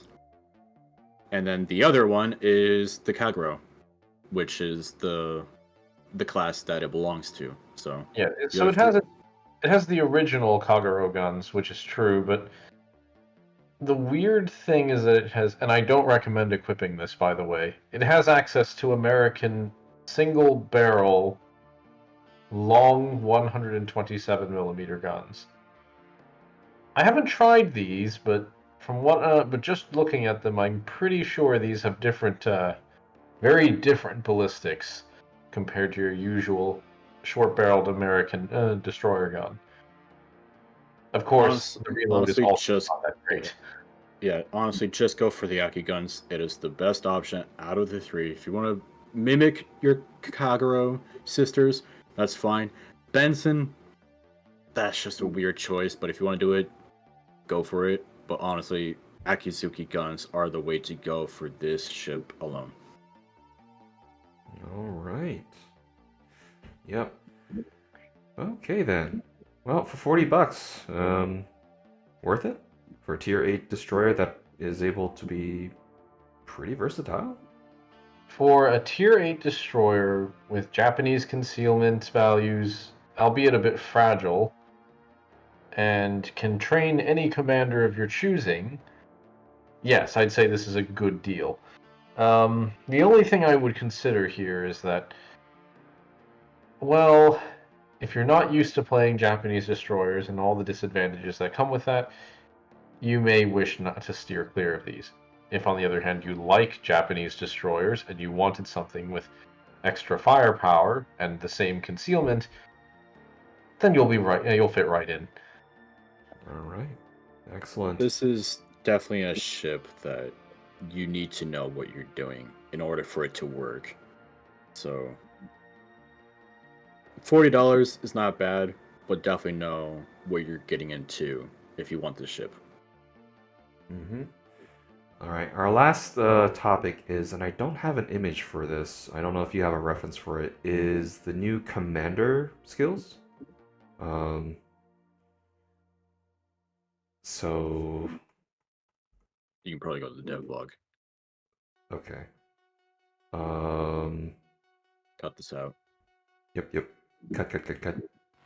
World of Warships, dev blog.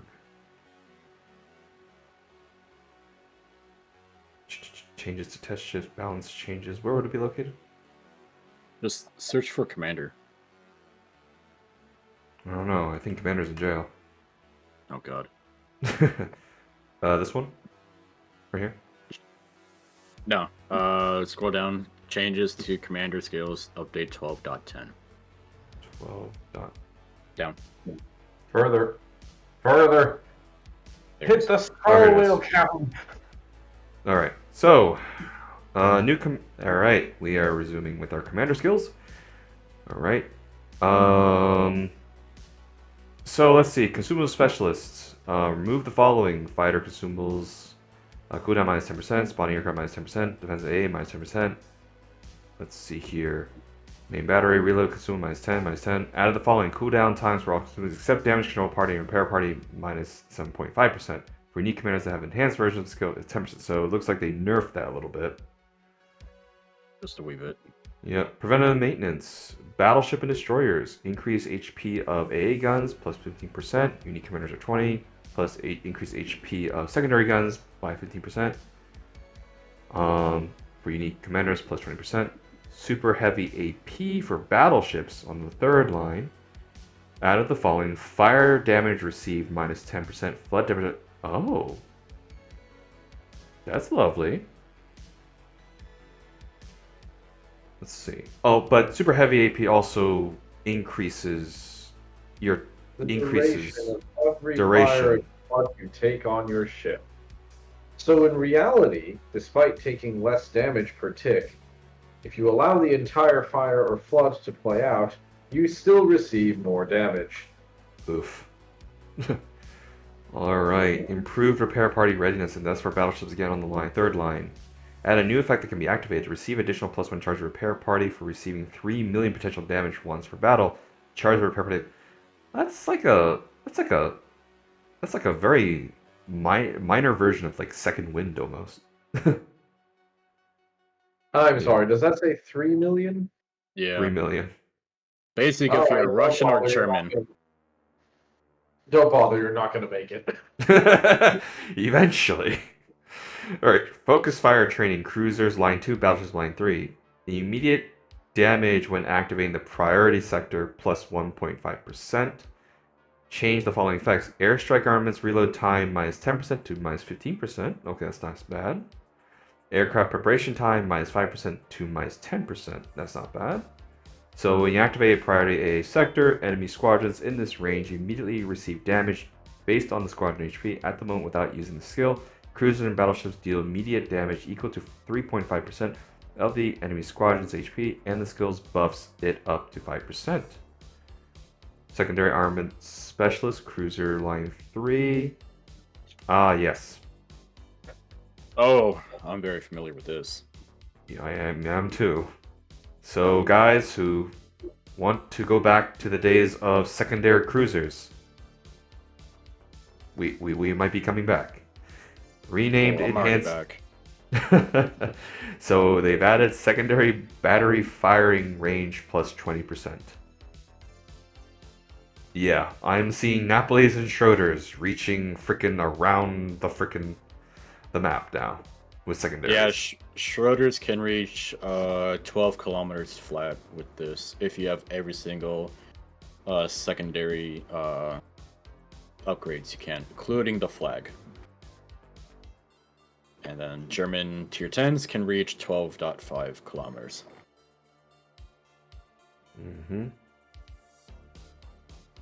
Alright, and then we have Furious, which is battleships line 4. So these are the 4 points. Remove the following effects: main battery reload time minus 5%, dispersion of fire shells fired by enemies attacking your ship plus 5%. Added the following: improves your ship's characters for each active fire and or flooding on board your ship. First fire flooding, main battery reload time minus 10%. Second and each consecutive fire flooding up to 6. Oh my god, what happened to your damage control party? Main battery reload time minus 5%. So, if you are in a pinch and you have enough HP pool... Yes. Well, hold on, let's say it correctly. If you want to be a masochist while firing faster, you want this. This just screams somebody's on fire and just like running around just with a machine gun.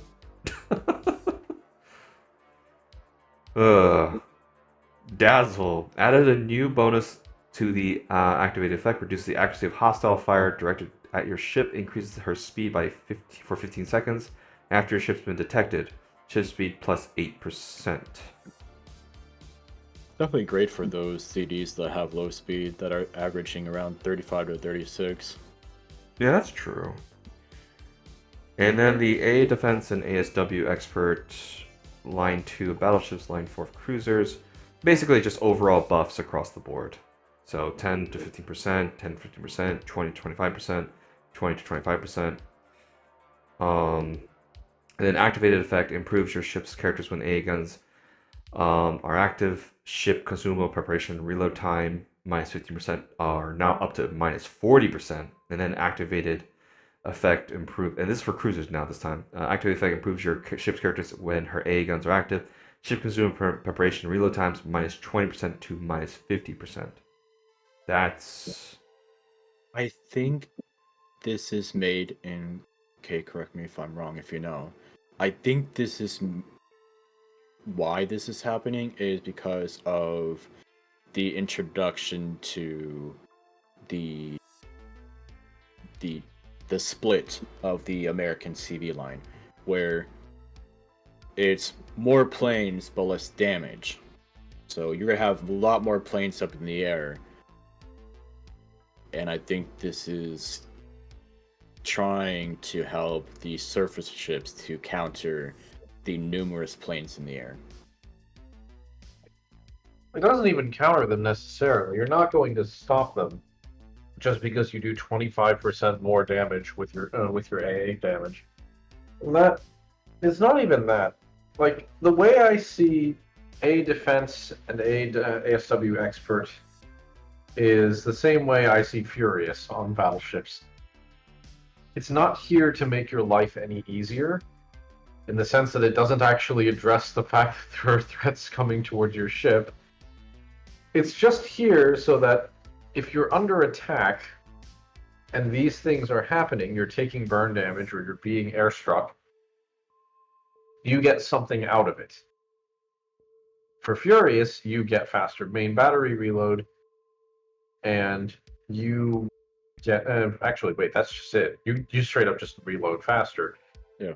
And for the flip side, if you're under airstrikes or you're about to be struck by planes, you get more reload and more damage. So to me, these are like skills that... These are pity skills, is what I call them. They're buffs that happen to you if something bad is happening to you. And yes, it does at least give captains some sort of compensation for being attacked with some of the most annoying elements in the game. And I suddenly feel slightly bad because I play CV quite a lot. But the point is, stop throwing your ASW planes at guys who have this, because, as you can see, that is quite a bit of there's quite a bit of bonus there. Yeah, And it makes I you want to noticed, be mindful about it too. and I noticed those consumable preparation and reload time. Is that for guns? It's just ship consumable preparation and reload time. So to me, this I notice it doesn't exclude repair party or damage control. No, it's all consumables. Yeah, this looks like... Yeah, what this means is if you're the carrier player, stop throwing your planes into balls of enemies. I guarantee you at least one of them is running this and is getting faster healing because of you. Oh, I'm definitely using this. So this is more. I mean, granted, look, if you're alone, if you're sailing alone and you find yourself under air attack and you're taking damage, this isn't going to be enough to dissuade a determined CV player. This is not going to stop them. Your 25% more AA damage is not going to convince them that they don't want to blast your ship to smithereens. But Unless you're purposely trying to make them come after you. And you Trust have me, AA to back it up. trust me, I don't care if you're running the Vermont with its with like defa on or something. You're not stopping the airstrikes. If You're you're fully AA spec, I can easily take you down. If you're fully AA specs, you're probably wasting skill points. But I digress. These are pity skills. They exist to make you slightly more buffed when you're under attack by the most annoying elements of this game. Take these if these things happen to you often. Take these skills. They will make your life slightly less painful. And I say slightly. It's definitely a pity skill, but also it's an asshole skill because like what I said, if you go off by yourself and you have the AA build, and those CVs come after you alone, that means 11 other people on your team have whatever they want to do to win the game, while you are just dealing with the CV alone. For as long as you are able to hold out. Mm-hmm. And if you're going to do that kind of thing, go in the upgrade 1 section and make sure that your secondaries and your AA have the better survivability than your main batteries. Oh yeah, do expect, especially if you're under attack by anything firing HE, expect that to be something of an issue. That's what I will always pick. Mm-hmm. Right. The pity skills have been buffed, and the secondary cruisers get a buff. That is the main thing I get out of this patch. Yep. But it's no coincidence that they did this as soon as they announced, we're adding these new CVs that will shoot out more planes than normal. Mm-hmm. All right. Well, I think that wraps it up. That's actually everything that that's on the docket. And also for those of you who are just watching the World of Warship portion, you can also see the rest of this entire video on our YouTube channel. It is a longer talk, so if you're just commuting and you want to listen to my distorted voice and these guys' lovely voices talk about starships and warships, it's on YouTube. And feel free to like and subscribe as well. We are just getting started, and this is our first official big episode of Sea to Stars. Yep, and we are planning for trying to have a bi-weekly show, and then I will also be sprinkling in my own videos as well in between. And that's it. So leave in the comments below, did you guys pick up Picardy? Did you guys get anything good during Black Friday?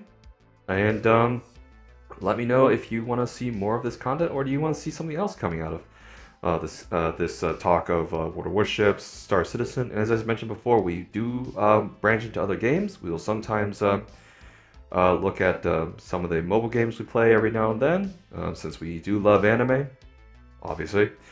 And also if there's a cool game that's coming out this month, we'll definitely put a note on it. That being said, have a good night and have a good day, and wherever you are in the world. You better subscribe. What he said.